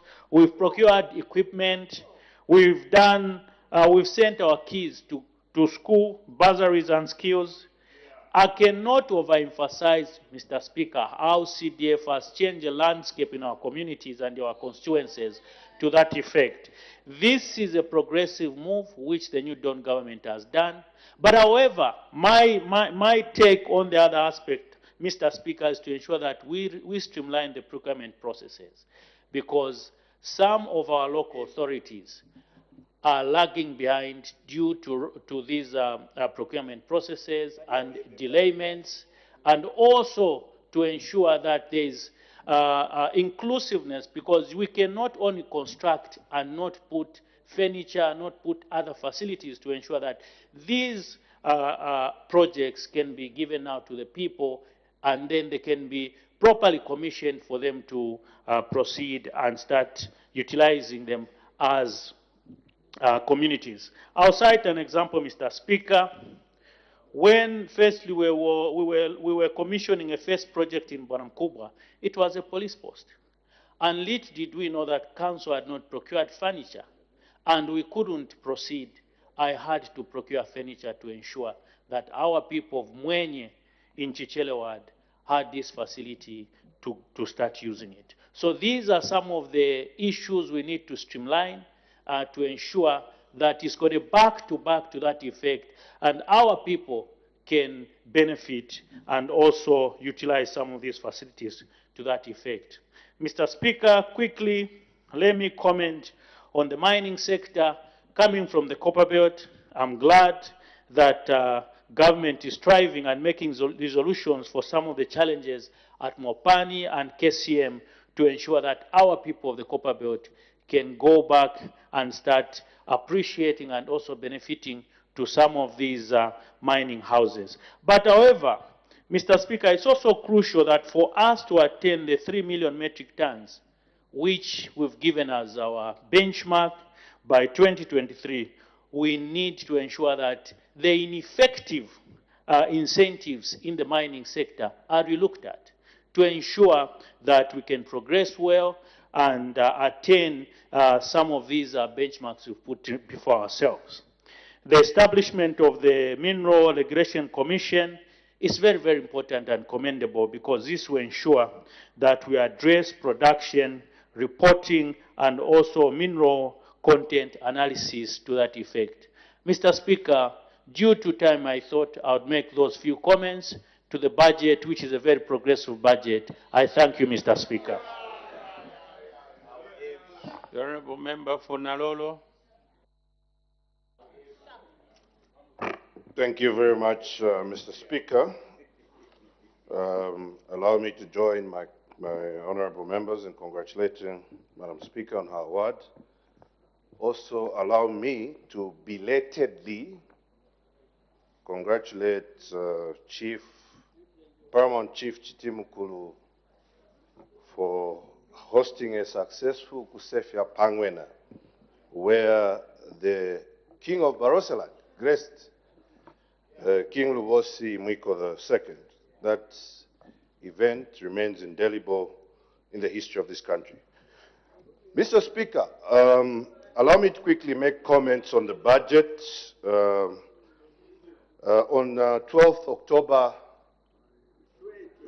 last year, the people of Nalolo seconded a motion to increase or to advocate the betterment of conditions of service for councillors. And we have seen in this budget that that has reflected. I must say that the people of Nalolo would like to commend that step, that our councillors' conditions of service will be improved. I'd also want to acknowledge that the much undesirable Lusaka-Mongu Road from Tateyoyo to Katunda, we have seen that it's part of the budget and it's been advertised for rehabilitation. Mr. Speaker, that road is a disaster. It is indeed commendable that it will be done. Now, Mr. Speaker, I would like to support this budget with comments. And one of the comments is that when you look at this budget, Mr. Speaker, you would see that there is a lot of social sector spending. Now, I want to draw you to page 32. You look at social cash transfer, 4 billion for social cash transfer. Food security pack, 1 billion. Now, Mr. Speaker, the poverty levels in this country have increased from 54% to 60%. Now, my question is this. this increase in social sector spending, how are the vulnerable but viable graduating? Because you have the same people, they get social cash transfer, same beneficiary, food security pack, same beneficiary. Are we identifying the vulnerable but viable? Because we can't keep on increasing on these budget lines. But poverty is increasing.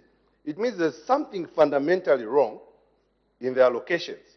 And these numbers don't lie. Now, what I would like to comment is that the finance minister must relook at where the money is going. I'll give you an example. We had 32,000 applications for youth interns in the Ministry of Youth.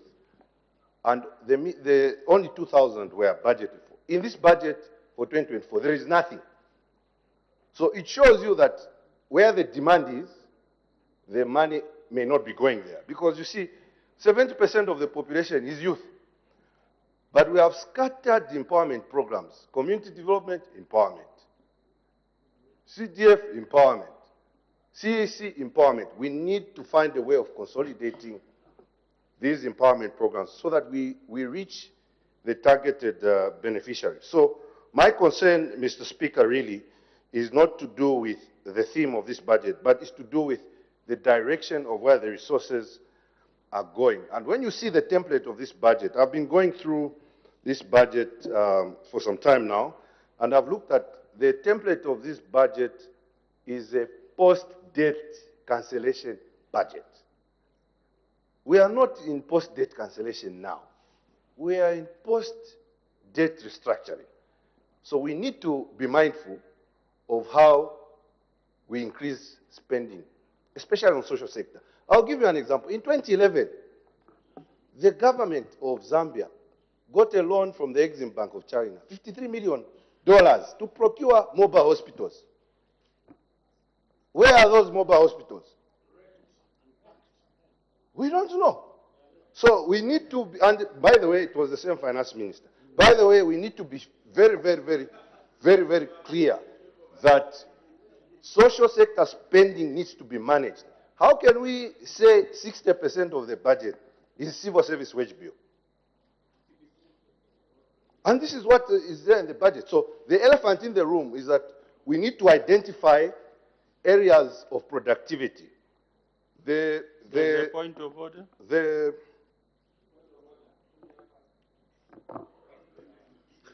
Thank you, Mr. Speaker. I didn't really want to rise on a point of order against the honorable member for Nalolo, but I've been compelled. Order number 65, relevancy and the verifiable information. He was talking of 53 million whatever, which procured the mobile hospitals. He knows, the honorable member knows, that if you went to Mongu General Hospital, you find the fleet complete. And in July, the fleet was in Cabo. So for me, is he in order to talk of things which are right on the ground, trying to mislead the general public and the listeners? Thank you, Honorable Mr. Speaker. Thank you, Honorable Member for Kalabo. Let's ensure that, Nalolo, let's ensure that as we debate, there's some relevance in our speech to avoid misleading the public and the House. We may continue. Mr. Speaker, what I'm trying to say is that is why people must listen carefully. I am not saying that the entire 53 million was a waste. I am saying that how many of those mobile hospitals are functional? That was a waste of money. Because today Ghana is back to IMF because they increased social sector spending. They are back seeking a $3 billion credit facility. So when we give you ideas, we're not being malicious. You need to understand that the reason why we're here is to give oversight. So you cannot just be increasing, employing, and saying, well, where is the productivity? You must increase on revenue. You are saying you want to tax. Tax who in this budget? So you need to understand that you cannot keep on increase social sector spending and saying there will be development. Ghana is a test. It's a good example. So you see, when today up to today, that $53 million that was borrowed from Exim, but it's still debt. And we should be proud that there's one more mobile hospital moving. Why should we be proud? Let us encourage value addition manufacturing. The mines are not paying taxes. Mineral royalty, making it deductible, it doesn't make sense. In Namibia and Botswana, there's a 50% ownership policy of the mines. So you cannot say we have the biggest nickel mine, but you don't own it. What is there to boast about? Let us be serious in terms of generating revenue. It's not just a matter of, there's nothing wrong with borrowing, but borrow to plow back, increase productivity. So, Mr. Speaker, for me, I'm here to say, for example, I would like to see copper being processed here in this country. I would like to see 50% ownership of the nickel mine. Then I'll be happy. Order. Process. Order. Thank you very much, Mr. Speaker. Time is up. The Honorable Member for Milanzi. Thank you, Mr. Speaker, for giving the people of Milanzi an opportunity to add their voice to the 2024 budget speech.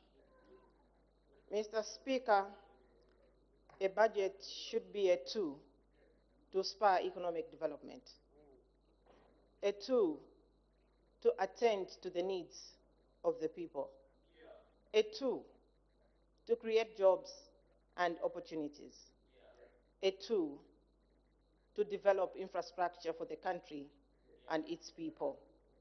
However, the 2024 budget presented before this House, Mr. Speaker, falls short of the mentioned areas. Mr. Speaker, this budget, Mr. Speaker, there is failure or little improvement in critical sectors of health, education, social protection, and agriculture. This budget, Mr. Speaker, is only talking about giving money to UPND cadres.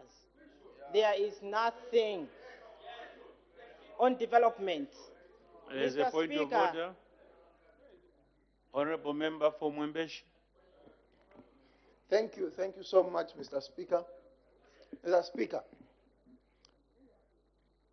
according to our standing orders, people must be factual and tell things the way they are. Mr. Speaker, here the minister did not mention any cadre in his speech, but I'm seated here trying to make sense out of Jiringalinga. You know Jiringalinga in Tonga is that something which has got no head, no direction but moving. I'm trying to make sense out of the beginning Jiringalinga from the honorable member. When she introduces that this budget is talking about cadreism, she didn't hear anything to do with dams in the farming block. She didn't hear anything to do with the drilling of boreholes. She didn't hear anything to increase the CDF. So, Honorable Member, Mr. Speaker, cite the breach that has been 65, relevance. Mr. Speaker, is the honorable member in order to start misleading the people by using Chiringalinga debate, which has got no direction? I seek your serious ruling, Mr. Speaker. Thank you. Order. Honorable Member for Milanzi, let's ensure that as we are debating, we are factual, so that we don't mislead the public and mislead the House, and even people beyond this country. The Honorable Member of Milanzi is completely out of order.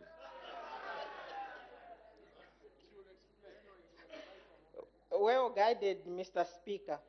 Mr. Speaker, I was saying that this budget has nothing on development. It's just talking about compensating UPND cadres, anarchists. Honorable Mr. member, Speaker, may you take your seat, honorable member?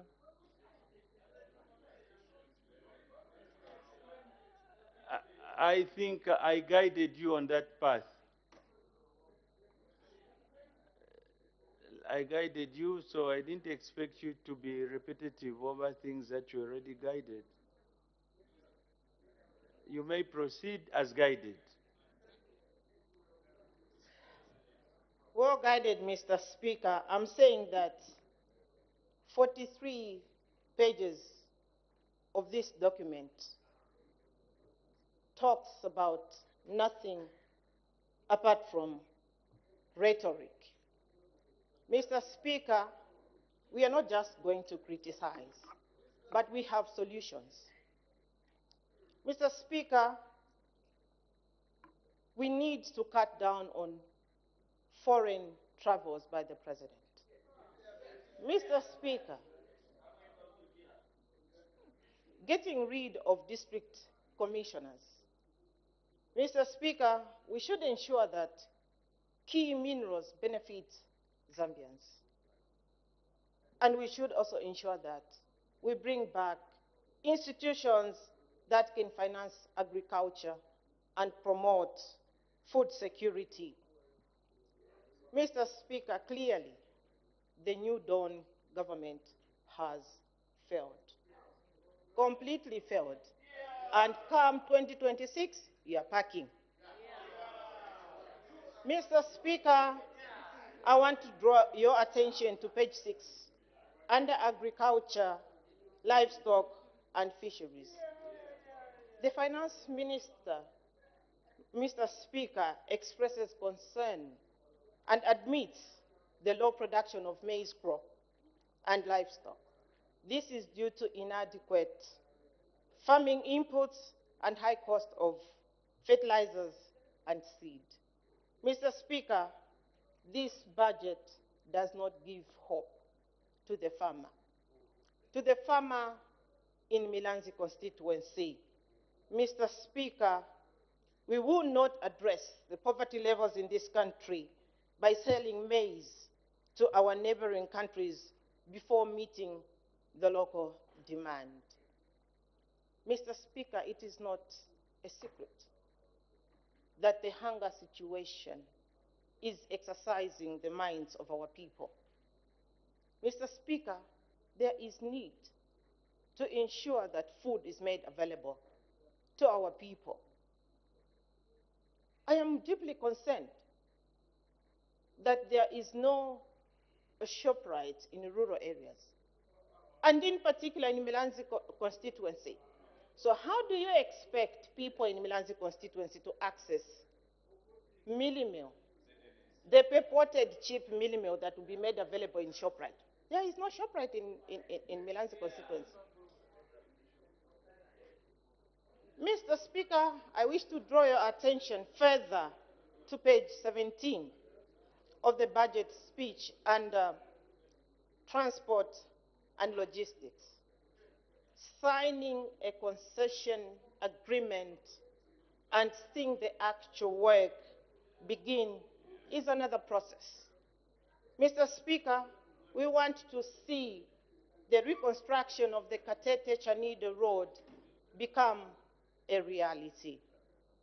The people of Katete and Milanzi in particular would want to know how much it will cost their grand and great-grandchildren at the end of 23 years. Mr. Speaker, it is very sad that we have a government that gets excited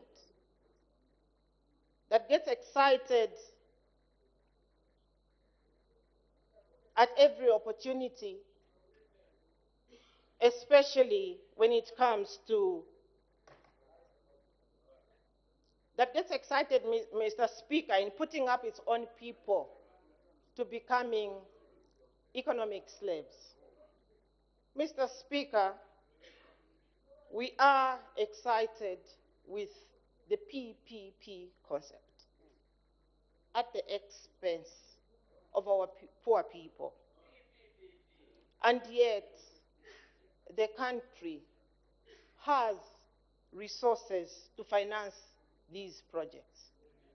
It is sad, Mr. Speaker, that money is made available to compensate anarchists, UPND cadres, and yet there is no money, to work on the Katete Chadiza Road, to work on the Chadiza Chipata Road, to work on the Chamalundazi Road, to work on our feeder There's a roads. point of order. Mr. Speaker, Honorable member, there's a point of order by the Honorable Member of Katombola. Mr. Speaker, I am at pains. We wanted our sister to go on with her debate. Is she in order to continue to mislead herself and mislead the nation, Mr. Speaker, that UPND, you've guided her very well, and the standing order number 65 is very clear on content of debate and relevance. Is she in order to start talking of UPND cadres, which are not, which cadres are not even in the presidential speech? Is she in order to veer in that direction and start addressing UPND instead of debating the budget? Is she in order, Mr. Speaker? Thank you. Honorable member, let's ensure that we debate the budget speech, including the borrowing plan, for us to remain relevant as we debate. May the Honorable Member of Milanzi continue. thank you. I'm well guarded, Mr. Speaker. I want to draw your attention to page 21 on health. Mr. Speaker, this government has continued to provide deep service in a very critical sector, which is health. Year in, year out, the Ministry of Health has run out of essential drugs in most of our medical facilities. It is sad, Mr. Speaker, that this is happening despite the huge allocations to this very important ministry every year. Mr. Speaker, the Cancer Diseases Hospital has very little or no equipment working. What is the problem? What is the problem? Order, The Honorable Member. PF left you. Order, Honorable Member, time is up. The Honorable Member from Bavala. Mr. Speaker, thank you so much for this opportunity to just congratulate the mighty UPND for scooping the two ward by-elections, three actually, three ward by-elections in Tundumwezi, in Iliua, and in Ngawe in Central Province. Madam Speaker, Mr. Speaker, I also want to belatedly congratulate the Speaker herself for that award, since I never had the opportunity. Mr. Speaker, we can actually tell the nation that the mighty UPND is on course to deliver to the people of Zambia. And Mr. Speaker, our colleagues who have failed to produce an alternative budget, 2 years after losing power, they cannot produce an alternative budget. That shows that, Mr. Speaker, they are just wasting our time. Zambians must not waste their time to listen to detractors, but get focused. Mr. Speaker, I thank you.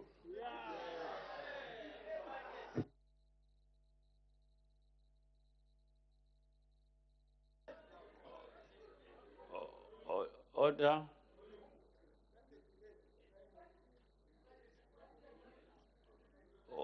Honorable member for Mbawala, was that a debate or?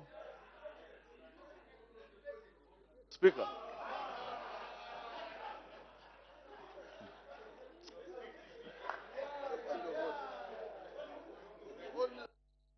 Order.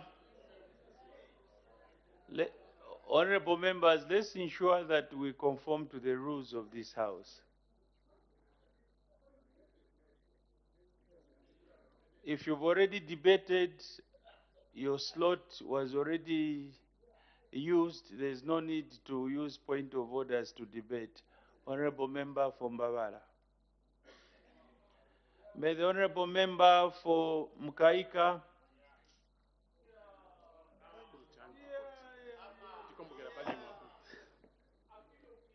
Mr. Speaker, thank you so much for this opportunity to debate on the motion on the floor that was delivered by the Minister of Finance. That is the budget speech. Mr. Speaker, let me take you to the theme for 2023, that is for this year's theme, which is saying stimulating economic growth for the improved livelihood. I think you are aware, Mr. Speaker, that we are coming to the closer of the year now, and this theme, it says improved livelihood for the people. Now my question is that, has this been achieved? Has this theme been achieved? Has the livelihood of our people been improved? The answer is no. People, in fact, people have suffered more in this 2023, in this year. The minimum price is ever escalating.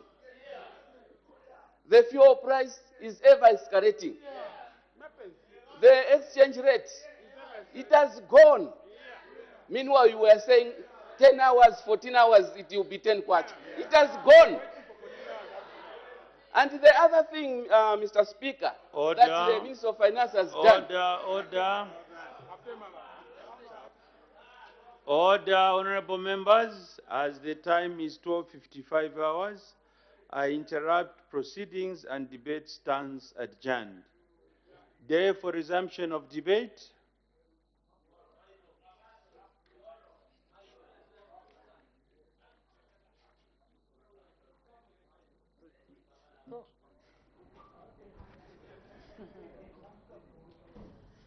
On Tuesday, Mr. Speaker. Thank you. Debate to resume on Tuesday. The House.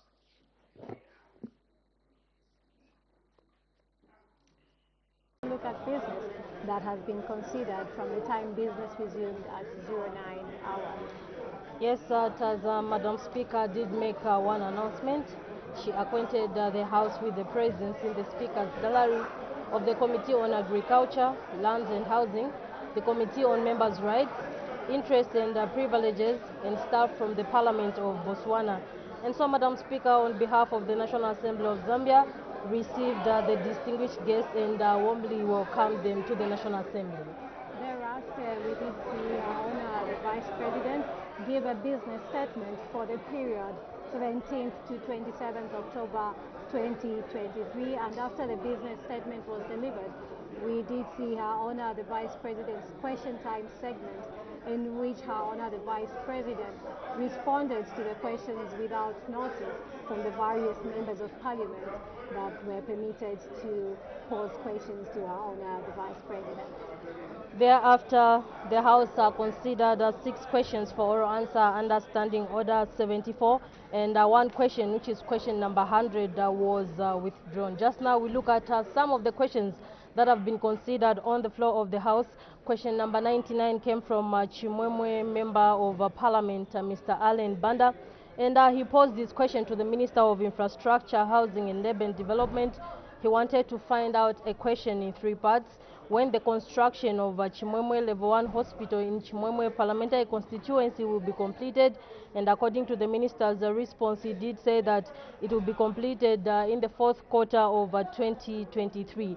In B, the Member of Parliament wanted to find out what the cause of the delay in completing the project is, and the minister responded that the cause of the delay of the project in 2020 was due to COVID-19. In C, the Member of Parliament wanted to find out